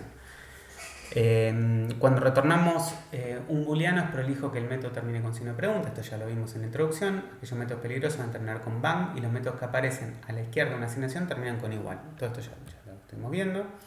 Sobre los argumentos, los parámetros a un método se escriben como una lista de variables entre paréntesis. Los paréntesis pueden omitirse. Por convención se usa paréntesis cuando el método tenga argumentos y omitirlos cuando no. Bueno, eso también lo sabemos. Es posible definir valores por defecto para los argumentos, incluso usando como valor un parámetro anterior. Esto está bueno para hacer cosas como esta. O sea, bueno, acá tenemos concat A y B, que recibe A por defecto es A y B que por defecto es B. Y si no, o sea, este no tiene mucho sentido, pero este sí está bueno porque vemos round, que lo que hace es recibir una palabra, y pathwidth lo que me hace es calcula la longitud de la palabra que recibe acá y la divide por 2. Entonces me agrega tantos corchetes antes y después según la longitud de la palabra, si yo no lo especifico. Si lo probamos acá, lo que vemos es que si yo llamo a ¿cómo se llama? Surround. Yo acá a Surround le puedo decir un hola mundo, que acá lo que veo es que hola mundo tiene 1, 2, 3, 4, 5, 6, 7, 8, 9, 10, 10. O sea, me voy a poner 5 corchetes antes y 5 corchetes después. 1, 2, 3, 4, 5. Pero yo le podría decir que me ponga 20, si quiero. Pero si no pongo nada, me va a poner 5, que lo calcula en base a la longitud. No sé si pongo hola mundo, esto de hola, bueno, vemos que cambia la cantidad, ¿sí? Bueno, esto ya son cosas que por ahí ya estuvieron jugando y se dieron cuenta de alguna de estas, ¿o no? No sé si ya lo habían visto, esto la inicialización de... o sea, los argumentos los podemos inicializar por defecto o usar incluso argumentos previamente definidos, como en este caso usar dentro del segundo argumento, usar el argumento anterior, ¿sí? Y acá vamos a empezar a ver cositas que estuvimos usando hasta ahora, como por ejemplo el splat. Entonces, los argumentos variables se representan con esto que se conoce como splat. Entonces, usando asterisco antes del nombre del argumento y luego de los parámetros normales, vamos a usar justamente este comportamiento que se conoce como splat. A partir de Arduino 9 es posible definir el argumento variable en cualquier posición. Lo importante es no tener más de uno, o sea que podríamos no solamente dejarlo al final, sino podríamos ponerlo en el medio. Y a esta técnica se le suele llamar splitting an argument. ¿Por qué? Porque justamente hay un mecanismo en el cual uno puede trabajar con los argumentos, que no es lo mismo recibirlo acá arriba, que este asterisco acá lo que hace es cualquier lista de argumentos que necesite se va a meter dentro de un arreglo que se va a llamar rest. Entonces yo acá en rest lo uso como si fuera un arreglo. Ahora, si yo tengo un arreglo y quiero usarlo, transformarlo en una lista de argumentos variables, lo que puedo usar es el asterisco acá para justamente volverlos a sacar del arreglo y usarlos como argumentos formales, ¿sí? ¿Qué significa eso? Significa que si yo tengo algo así como un arreglo que es 1, 2, 3, ¿sí? ¿Sí? Si yo acá le pongo A igual a esto, si yo de alguna forma pongo asterisco A, lo que termina pasando es que, bueno, acá justamente no tengo un método al que invocarlo. Pero a ver, por ejemplo, a ver qué recibe 2 argumentos o 3 argumentos. Vamos a hacer así, 1,2. Y yo podría mandar a... que recibe 2 argumentos. No se me ocurre ningún método que reciba 2 argumentos. Si sigo acá lo voy a poder mostrar. Pero no se me ocurre un método que reciba... Bueno, sí, lo que pasa es que ahí estás asignando, no es algo que reciba los 2 argumentos. Eso igual funciona así como funciona, digamos, no termina siendo el ejemplo que quiero poner. A ver, si yo, por ejemplo, defino def, uso 3 args, que recibe A, B, C, y acá imprimo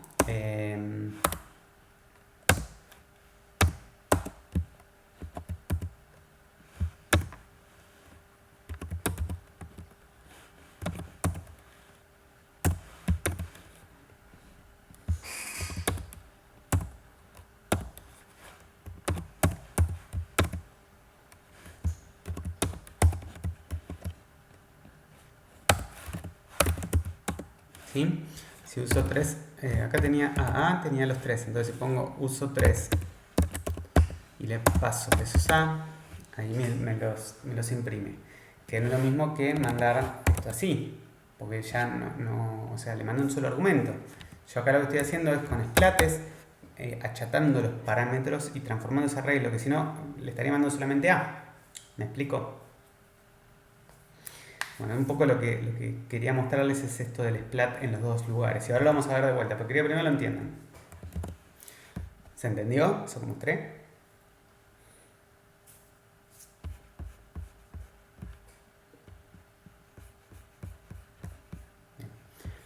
Bueno, entonces, vamos con los ejemplos. Uso del splat. Se utiliza splat en una subclase, por ejemplo, para usar parámetros, para pasar parámetros a la superclase usando super.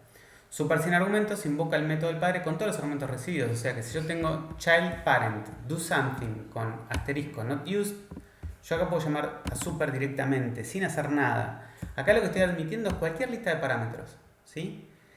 Como esto está usado, o sea, si yo quiero implementar un método que invoca al padre para después yo hacer cualquier porquería abajo, o antes, no me interesan los parámetros que definió mi padre. Y como no tengo que ponerme a pensar, revisar la librería, lo que sea, puedo poner un splat para decir, bueno, recibo lo mismo que recibía mi padre, 0, 1, en un millón de argumentos, no importa, lo mismo. Ahora, fíjense que el do something, si no voy a usar esta variable, lo que puedo usar es la sintaxis de la derecha, es decir, poner un asterisco así, como diciendo, hago el splat, pero sin nombre. ¿Se entendió este ejemplo también?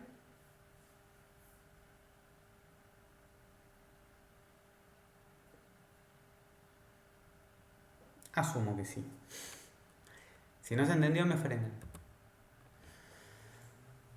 Retornando valores. Los métodos siempre retornan un valor, aunque el mismo no sea utilizado. No lo puedes usar. Justamente, el que los usa es tu padre. Entonces cuando decís super, le manda lo que vos recibas. Pero eso lo implementa mi padre. Ahí sí tiene un nombre. Pero yo no los voy a usar. Yo lo uso para otra cosa. Por ejemplo, imprimir un mensaje. Bien, retornando valores. Los métodos siempre retornan un valor aunque el mismo no sea utilizado. Podemos usar return para forzar la salida. Si se envían varios parámetros a return, se retorna un arreglo. El caso anterior se puede usar en asignaciones en paralelo, que es un poco lo que hoy mostraba Valentín. Entonces, bueno, fíjense que acá tenemos arreglo como argumento, tenemos de file A, B, C, D, E. ¿Sí? Entonces, fíjense cómo todas las invocaciones posibles que podemos hacer a file. Podemos mandarle el 1, el 2, el 3, el 4, el 5, el 1, el 2, el 3 y mandarle un arreglo como A y B con el splat, que es parecido a lo que hicimos hoy. Podemos mandarle la L a B con splat y después 1, 2 y 3. Podemos mandarle un rango con splat. Puedo mandarle el 1 y el 2 con splat, el 3 y el 4 y el 5 con splat. Básicamente lo que estamos mostrando es cómo explotar, aplanar arreglos para que se escriban como argumentos formales.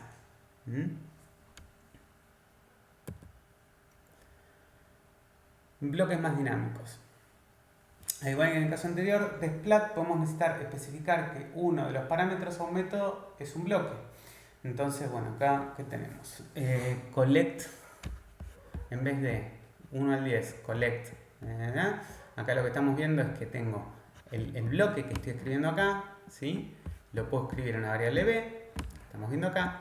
Y acá puede ser que en este collect que recibe un bloque, cuando queremos que el bloque se escriba como el bloque que recibe un método, no como un argumento, con el ampersand lo que hacemos es eso, justamente transformar ese bloque en este bloque que va como adición al método.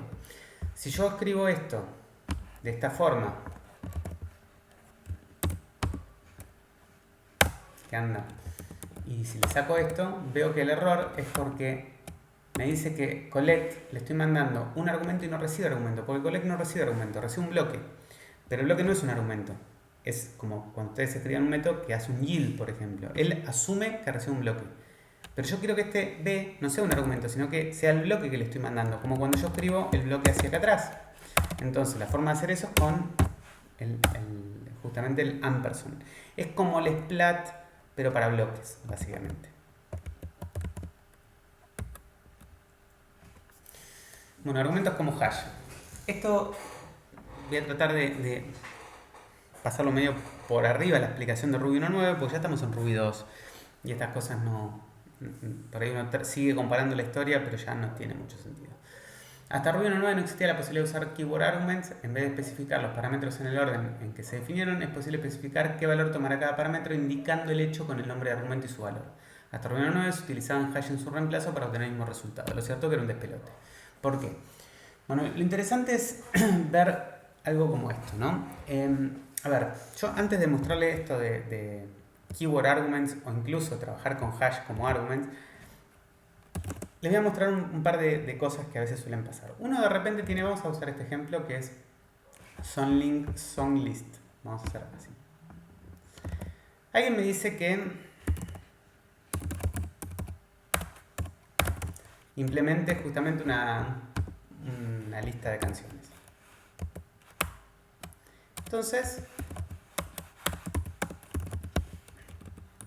me dicen que implemente el search. Entonces yo después, de repente, yo tengo un songlist new, ¿sí? Y acá pongo S. Y hago un s.search y ponía acá, por ejemplo, vamos a buscar una canción que podría ser... ay, estos perros me están volviendo loco. Ay, ¿no? El nombre de una canción. Ahora, de repente me dicen, no, pero ¿sabes qué? Quiero que ahora, además de buscar por nombre, puedas buscar por cuánto dura. Y acá le pones así. Entonces, bueno, vos decís, todas mis funcionalidades seguían funcionando, ¿no? Porque yo podía buscar por nombre o por duración. Pero ya los usos que tenía del código que buscaban por nombre siguen funcionando. ¿Me sigue la idea hasta acá?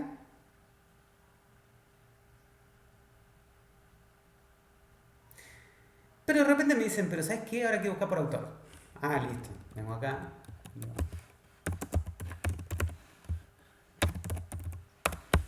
Y ahora yo quiero buscar por autor. Entonces de repente encuentro en el código que dice s.search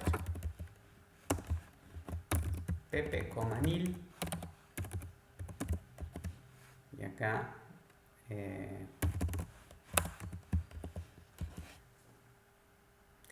parece que es intuitivo esto que estoy usando? Escribir así. ¿Les parece expresivo esta búsqueda?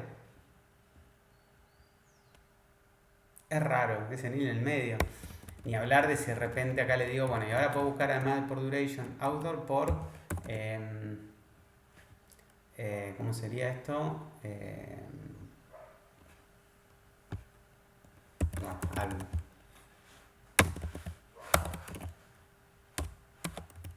Entonces de repente tengo otro tipo de uso menos intuitivo aún, sería algo así. O sea, no sé, ¿qué son esos 2000 en el medio? Están haciendo feo. Ahora, díganme si esto no hubiera sido más lindo, como algo así. La alternativa a esto sería algo así como outs.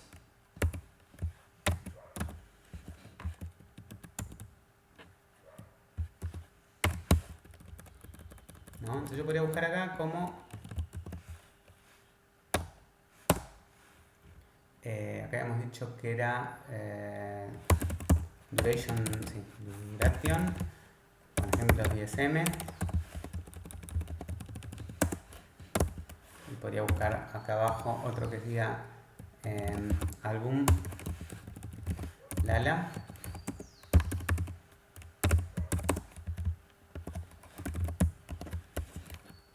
¿No queda mucho más intuitivo ahora? Pará, Benjamín. No tengo idea. Si... ejercicio 11. Esperen, paren. Yo les quiero explicar esto. No sé si es igual al ejercicio 11, al 12. Les quiero explicar el concepto. ¿Lo ven más intuitivo o no?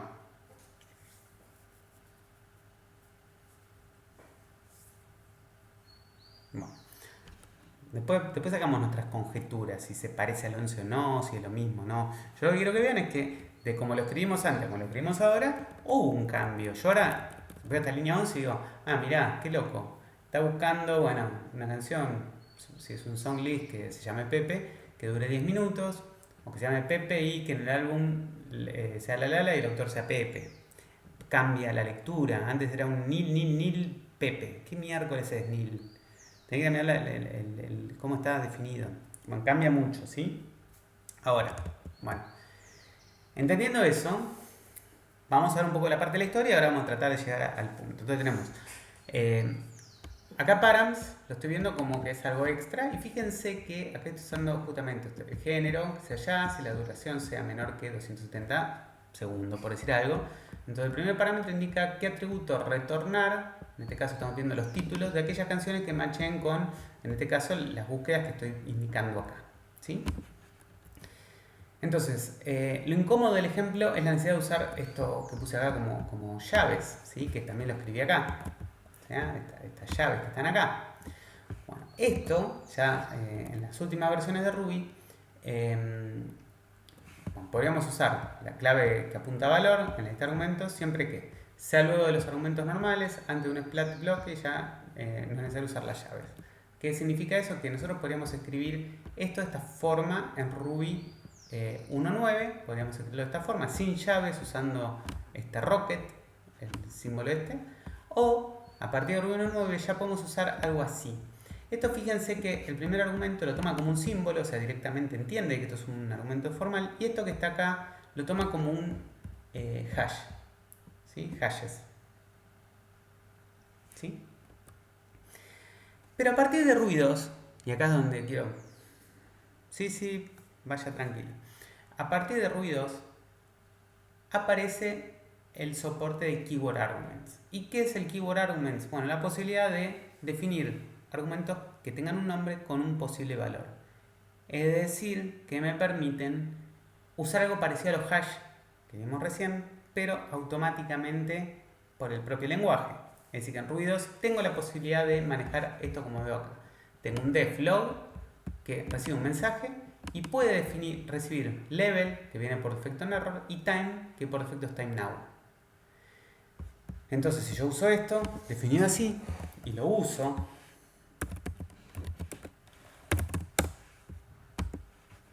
y hago un log de hola, el nivel es error y la hora es ahora. Entonces, si yo imprimo hola, me imprime la hora, el nivel de error y hola.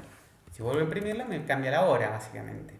Si yo quiero ponerle otro log level, le digo level, le digo acá debug. Y vemos que cambió. Y si quiero mandarle la hora,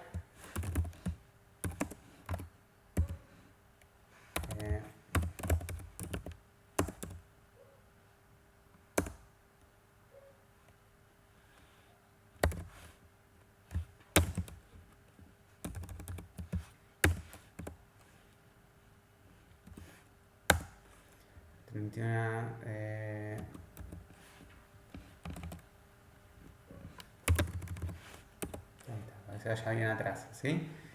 ¿Se entiende? Y si quiero cambiar el orden, puedo cambiar el orden porque como son nombrados,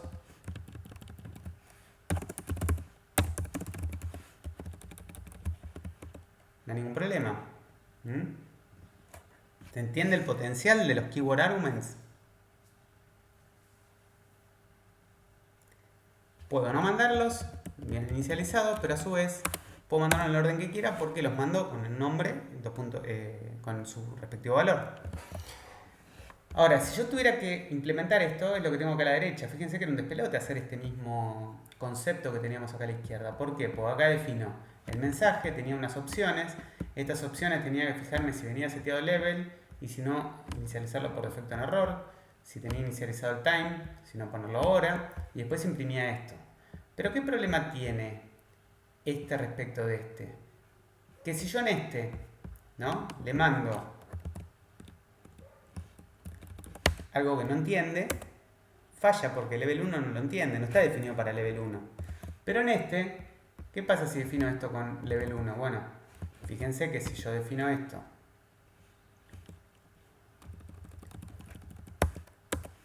y hago un log 1. Vamos a hacer este que hice hoy acá. Con level 1 sigue andando porque no le importa que haya un parámetro que le mandé con level 1. Tengo que hacer un control de los errores de si level 1 se ha entendido o no.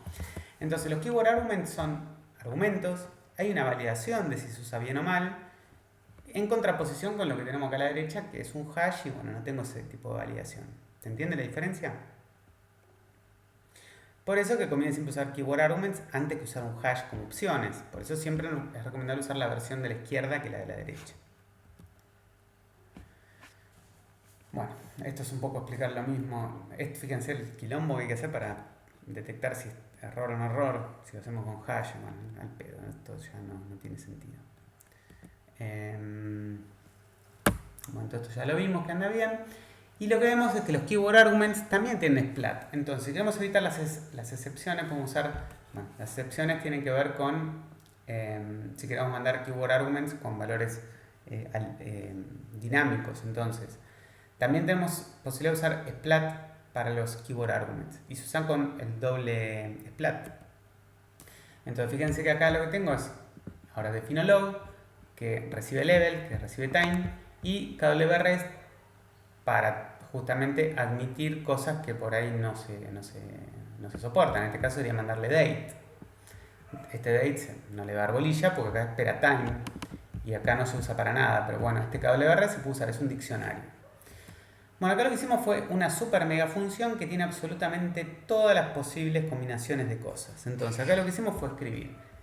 Tenemos ABC, una M que tiene un 1, una N que tiene un 1, tenemos un splat con rest, tenemos X y Z, o sea, lo que estamos viendo es un splat en el medio, ¿sí? Después le mandamos un keyword argument que está inicializado en 1 y le mandamos un splat de keyword arguments. Y además recibe un bloque, o sea, esta es la función que tiene todo, es la función que tiene todos los chiches, el full. Vamos a crear.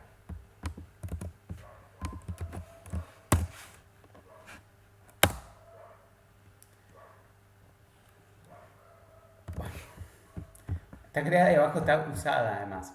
Acá la estoy invocando con ABC23 foo bar bas x izk 42 u unknown. Entonces fíjense que le estoy mandando en la A, en la B, en la C. Después, la M que tenía un 2, le estoy mandando, perdón, que tenía un 1, le mando un 2, la N le mando un 3, le mando foo bar bas x. Foo bar bas x. Todo esto que meto, de alguna forma hay tres argumentos que se tienen que fijar. Es decir, que si me fijo antes de la letra K, todo lo que tengo, que sería la Z, la I y la X, serían los tres argumentos. Foo bar bas es lo que va a terminar entrando adentro de rest. ¿Sí? Y después cable de rest es todo lo que viene detrás de K. O sea que este unknown, o unknown, va a quedar en cable de rest. Y por último un bloque que es vacío. Si nos fijamos que imprime esta función, es un poco lo que recién dijimos. Vemos que imprimió la A, la B, la C, la M 2, N3. En red me metió foo bar bas, X y Z. 42 en cable de rest quedó unknown y el bloque que le mandé. ¿Sí? Horrible ejemplo, pero acá tiramos toda la carne a la parrilla. ¿Se ve?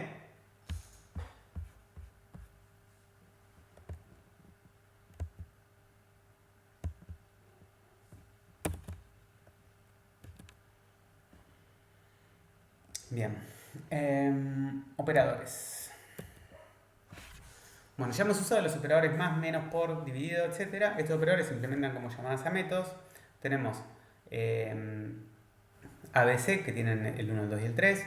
Hacemos A por B más C, que ahí lo que estamos viendo en forma similar sería lo mismo que A enviarle el por con B, enviarle el más con C. O sea, esos son métodos.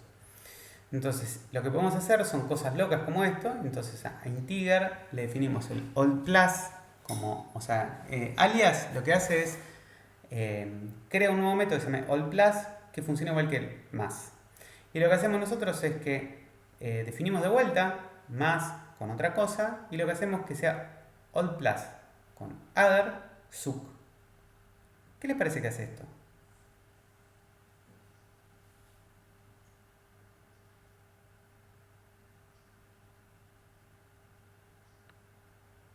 Algo lógico.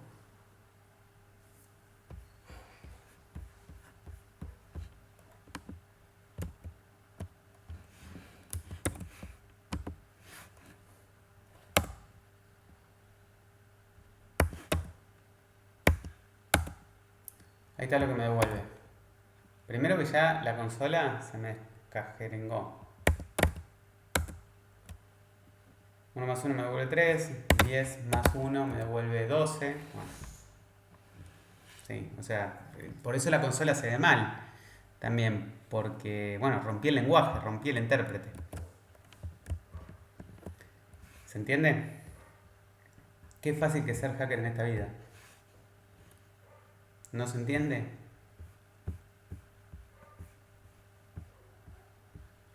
Lo que hicimos es que 1 más 1 de 3. Porque lo que estamos haciendo es definimos el más para que funcione all plus. Lo que estoy haciendo es rebautizando, creando un método que se llame all plus. ¿Qué significa all plus? Vamos a poner acá. Si hago un class integer y definimos alias plus, 2 puntos más, ¿no?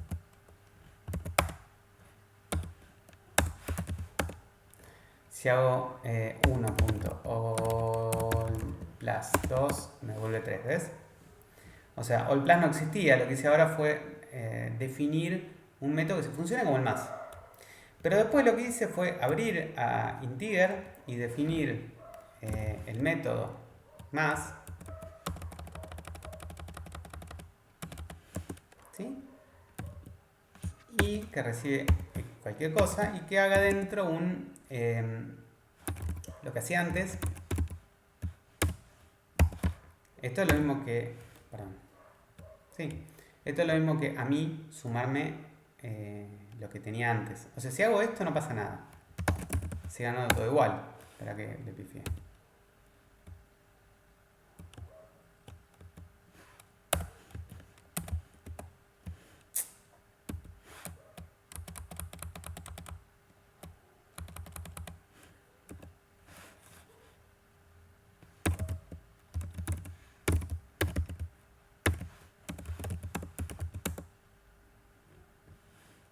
¿Qué me faltó?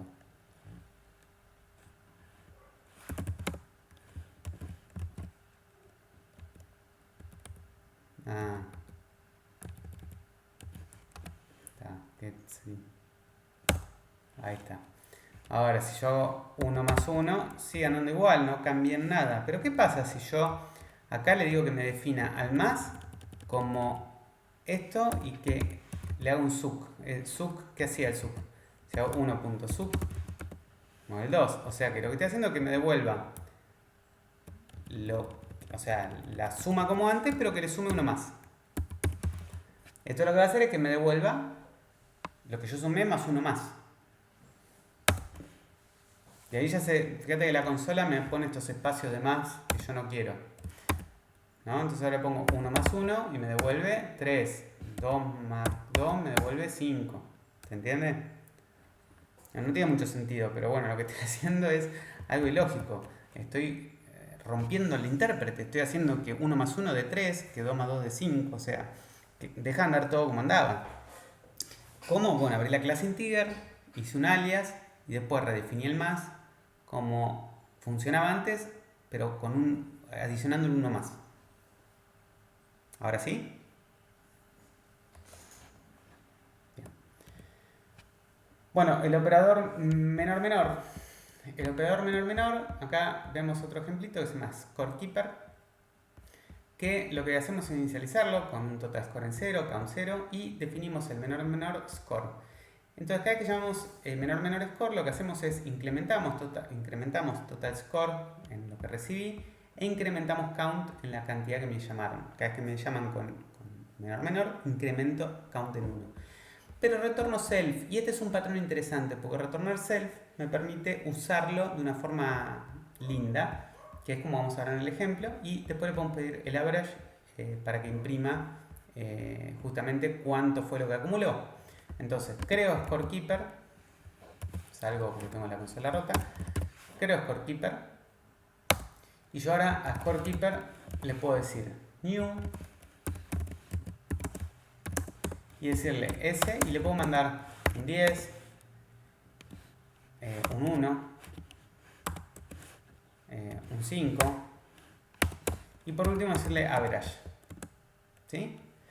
Lo interesante de esto es que en vez de usarlo así, podemos usarlo también de esta forma. Porque cada invocación retorna S. Incluso, al final, podemos decirle average. ¿Se entiende?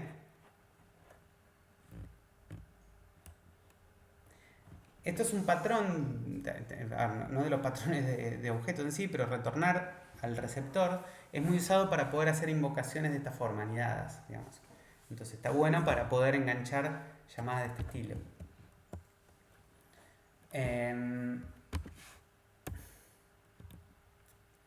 También es interesante ver qué pasa cuando uno implementa este operador. Entonces acá agarramos una clase cualquiera y le implementamos esto para ver cómo funciona. Entonces hacemos esto. Es una clase nueva que implementa un operador que es el corchetes con el igual. Con lo cual, yo fíjense que casi hacemos esto. Vamos a ver las distintas cosas, qué es lo que pasa, ¿no? Creamos la clase y le decimos S de 1 con un 2. Acá me imprime justamente qué es lo que recibe. Fíjense que value es igual a params pop, ¿sí? Saca el último valor. Y después lo que hace es indexed with, todos los parámetros que le quedan los une y el valor es el primero que sacó. O sea, el pop saca el último en realidad. Fíjense que con un S de 1 igual 2, me dice me indexaron con el 1 y el valor que me mandaron es el 2. Cuando me mandan cat dog y enemies, dice el value es enemies y me indexaron con cat y dog. Es decir que básicamente este operador lo puedo manejar como yo quiera, sabiendo que lo que recibo es un arreglo, donde el último elemento del arreglo es lo que vino asignado y todos los valores previos son los valores con los que me indexaron. Entonces, a alguien se le puede ocurrir tener una clase que se maneje de esta forma, indexable. Después habrá que ver qué sentido tiene hacer esto, pero bueno, acá lo que podemos entender es cómo es la taxonomía, ¿no? de este método, cómo interpreta los valores que recibe, los parámetros que recibe, ¿no? ¿Se entiende?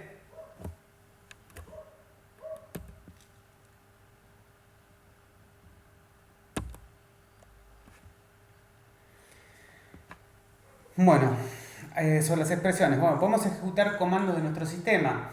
Podemos usar comillas. La comilla, bueno, acá se me piantó. Este asterisco es de la negrita, ¿no? No la embolilla. Es la comilla esta o porcentaje X. Para indicar la ejecución de un comando en el sistema operativo subyacente. Entonces, bueno, obviamente que esto que está acá va a andar solamente en Linux, no va a andar en Windows. Pero bueno, si yo pongo date, me devuelve esto.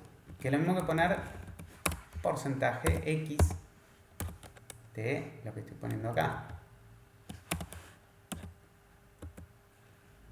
¿Sí? Lo que yo pongo acá adentro es un comando del sistema operativo de afuera. Acá lo que hacemos es un ls del barra bin. Si yo me hago un ls del barra bin, me devuelve todo esto. Que fíjense que si le pongo split, como dice acá, me separa, o sea, los barra n me los usa como delimitadores para dar un arreglo. Y si le pido el elemento 34, dije yo, o el 30, cualquiera, me da un no sé, binario en el número 30. ¿Y esto qué hace lo de acá? A ver, esto lo que hace es IP address list, me devuelve todas las direcciones IP de mi máquina. Por lo tanto, acá después lo que hace de vuelta es un split, la separa con el barra n y se queda con aquellas que son de tipo inet. Entonces, si miramos eso, se queda con todas las de spam.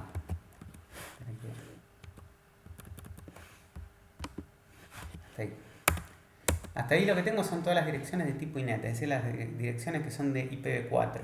Si quiero las de IPv6, acá tengo inet 6, si no me equivoco. Ahí está. Yo quiero la de inet 4, o sea, IP versión 4. Y le pongo un map para quedarme solamente con las, ¿cómo se llama? Las direcciones IP. Bueno, todo este comando lo que me vuelve son todas las direcciones IP de mi máquina. Que es lo mismo que si yo hago IP-BR, ADLS, y ahora exactamente lo mismo, pero las que son de IPv4 serían estas de acá, ¿sí? Que es un poquitito lo mismo que estamos viendo de esta forma. Bueno, nada, cosas que uno puede hacer. Después, asignaciones, jugando con splat y asignación en paralelo. Bueno, acá lo que podemos ver es que si tenemos A, B, C, D, E y le asignamos un splat de un rango de 2 elementos con un 3, un arreglo con 2 elementos, me asigna en A1, el B2, en C3, el D4 y en el 5. Lo mismo acá, si tengo A1 y un splat del lado izquierdo con esto que tengo acá, me queda en A1 el 1 y en B1 un arreglo con el 2 y el 3, porque acá estoy usando splat. Ahora, cuando yo tengo de esta forma, me queda A2 con un 1 y en B2 con un arreglo vacío. Acá si tengo A3 con B3 de esta forma, me va a poner 1, 2 y 3 en A3 y en B3 me va a poner 4. Esto se mueve como el agua. Casi que sigue lo que nuestra cabeza piensa. Lo que es un lío hacer es el intérprete que haga esto, básicamente, pero así funciona. Si tenemos esto así, lo que va a hacer es dejar el 1 en C1, el 4 en la E y el 2 y el 3 lo meten en D. Y en este ejemplo que tenemos acá, tenemos 1, 2, 3, 4, nos queda en F el 1, el 2, el 3 y el 4 meten H y J, y en la G me queda un arreglo vacío. ¿Sí? Como para entender un poquitito cómo funciona el splat con las asignaciones. ¿Venimos bien hasta acá?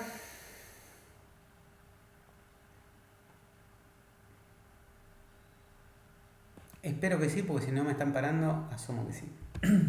El operador AND.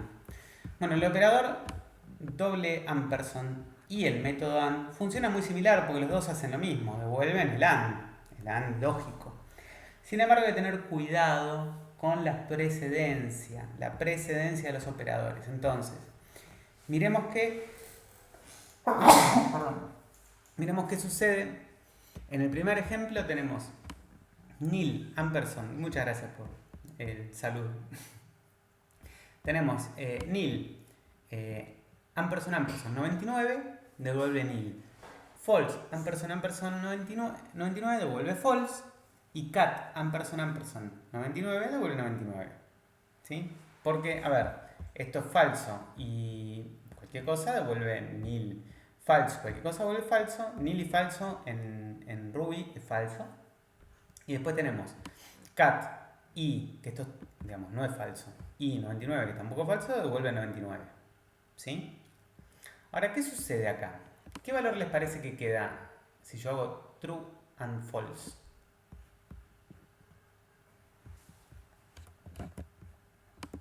¿Qué queda en A? Perfecto. Y si sacamos los paréntesis, ¿qué queda en A?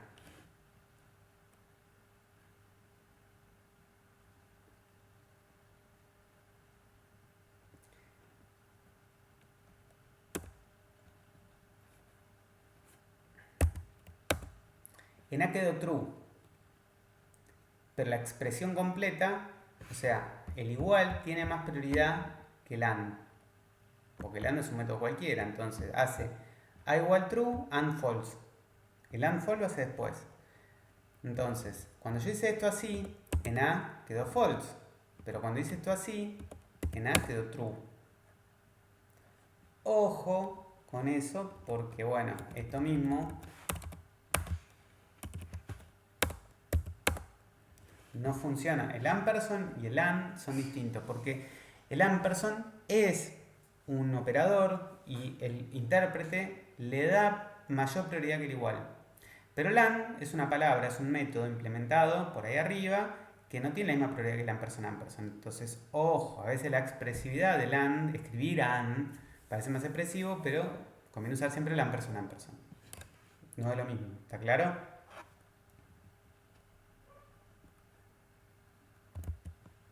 Muy bien. Lo mismo con el OR, pero al revés. O sea, el OR pasa lo mismo con el OR y el pipe. ¿Sí? Ocurre lo mismo. Y acá creo que Lucas en otra clase les explicó el problema de esto, ¿no? Al menos eso me contó. ¿No? Bien. Perfecto. Bueno, break, redo y next. Bueno, estas son digamos, modificadores que uno puede usar para alterar el flujo de los loops. Tenemos el break, que termina en forma inmediata el loop que se encuentra más próximo, el control se devuelve la sentencia siguiente al final del bloque, el redo repite la iteración actual sin evaluar la condición ni trayendo el siguiente elemento si fuese un iterador, next avanza hasta el final del bloque continuando con la siguiente iteración. Entonces break termina en forma inmediata el loop que se encuentra más próximo, sale, ¿sí? Después el redo repite la iteración actual sin evaluar la condición ni trayendo el siguiente elemento si fuese un iterador. Y next avanza hasta el final del bloque continuando con la siguiente iteración. Son tres cosas diferentes, que la única forma de entenderlas obviamente siempre es con un ejemplo. Entonces tenemos, con break, tenemos este while, mientras a sea menor que 20, a más 1, si a es igual a 10, hace un break. El break salía. O sea que esto lo que va a hacer es va a imprimir el valor el 1, el 2, el 3, el 4, el 5, el 6, el 7, el 8 y supongo que hasta el 9, ¿no? ¿Qué opinan ustedes?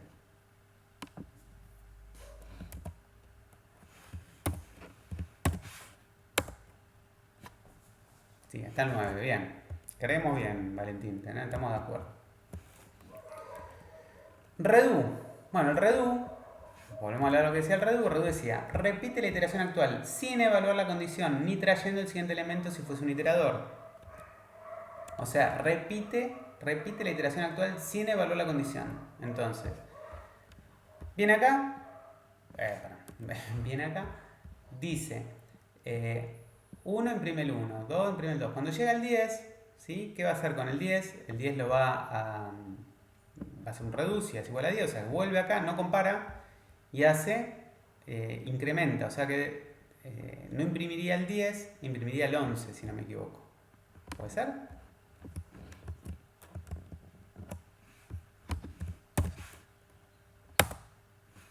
¿9 y saltó al 11? Estamos en lo cierto. ¿Y qué pasaría acá?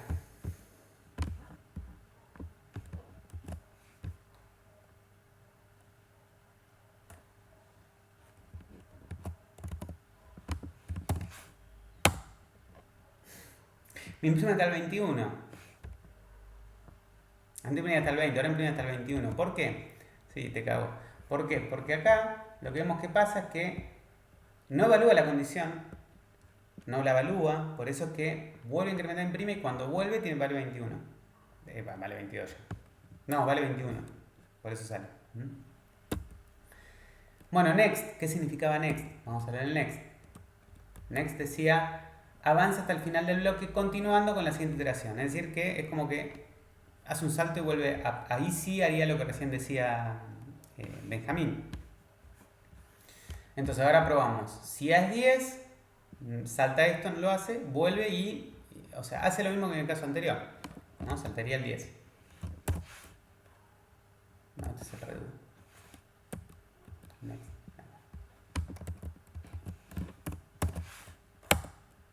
9 saltó, perfecto. Y ahora sí, ¿qué pasa con este? Ahora sería lo que dijo Benjamín hoy. Ahora sí, llega hasta el 19. ¿Sí? Muy bien. Bueno, llegamos a las gemas, esta parte es cortita. Así que nada, la clase que viene seguimos de acá y ya empezamos con Active Record, que sí es la parte de la primera parte de Rails. ¿Sí? Bueno chicos, ¿está alguna duda? Si no, ya cortamos acá.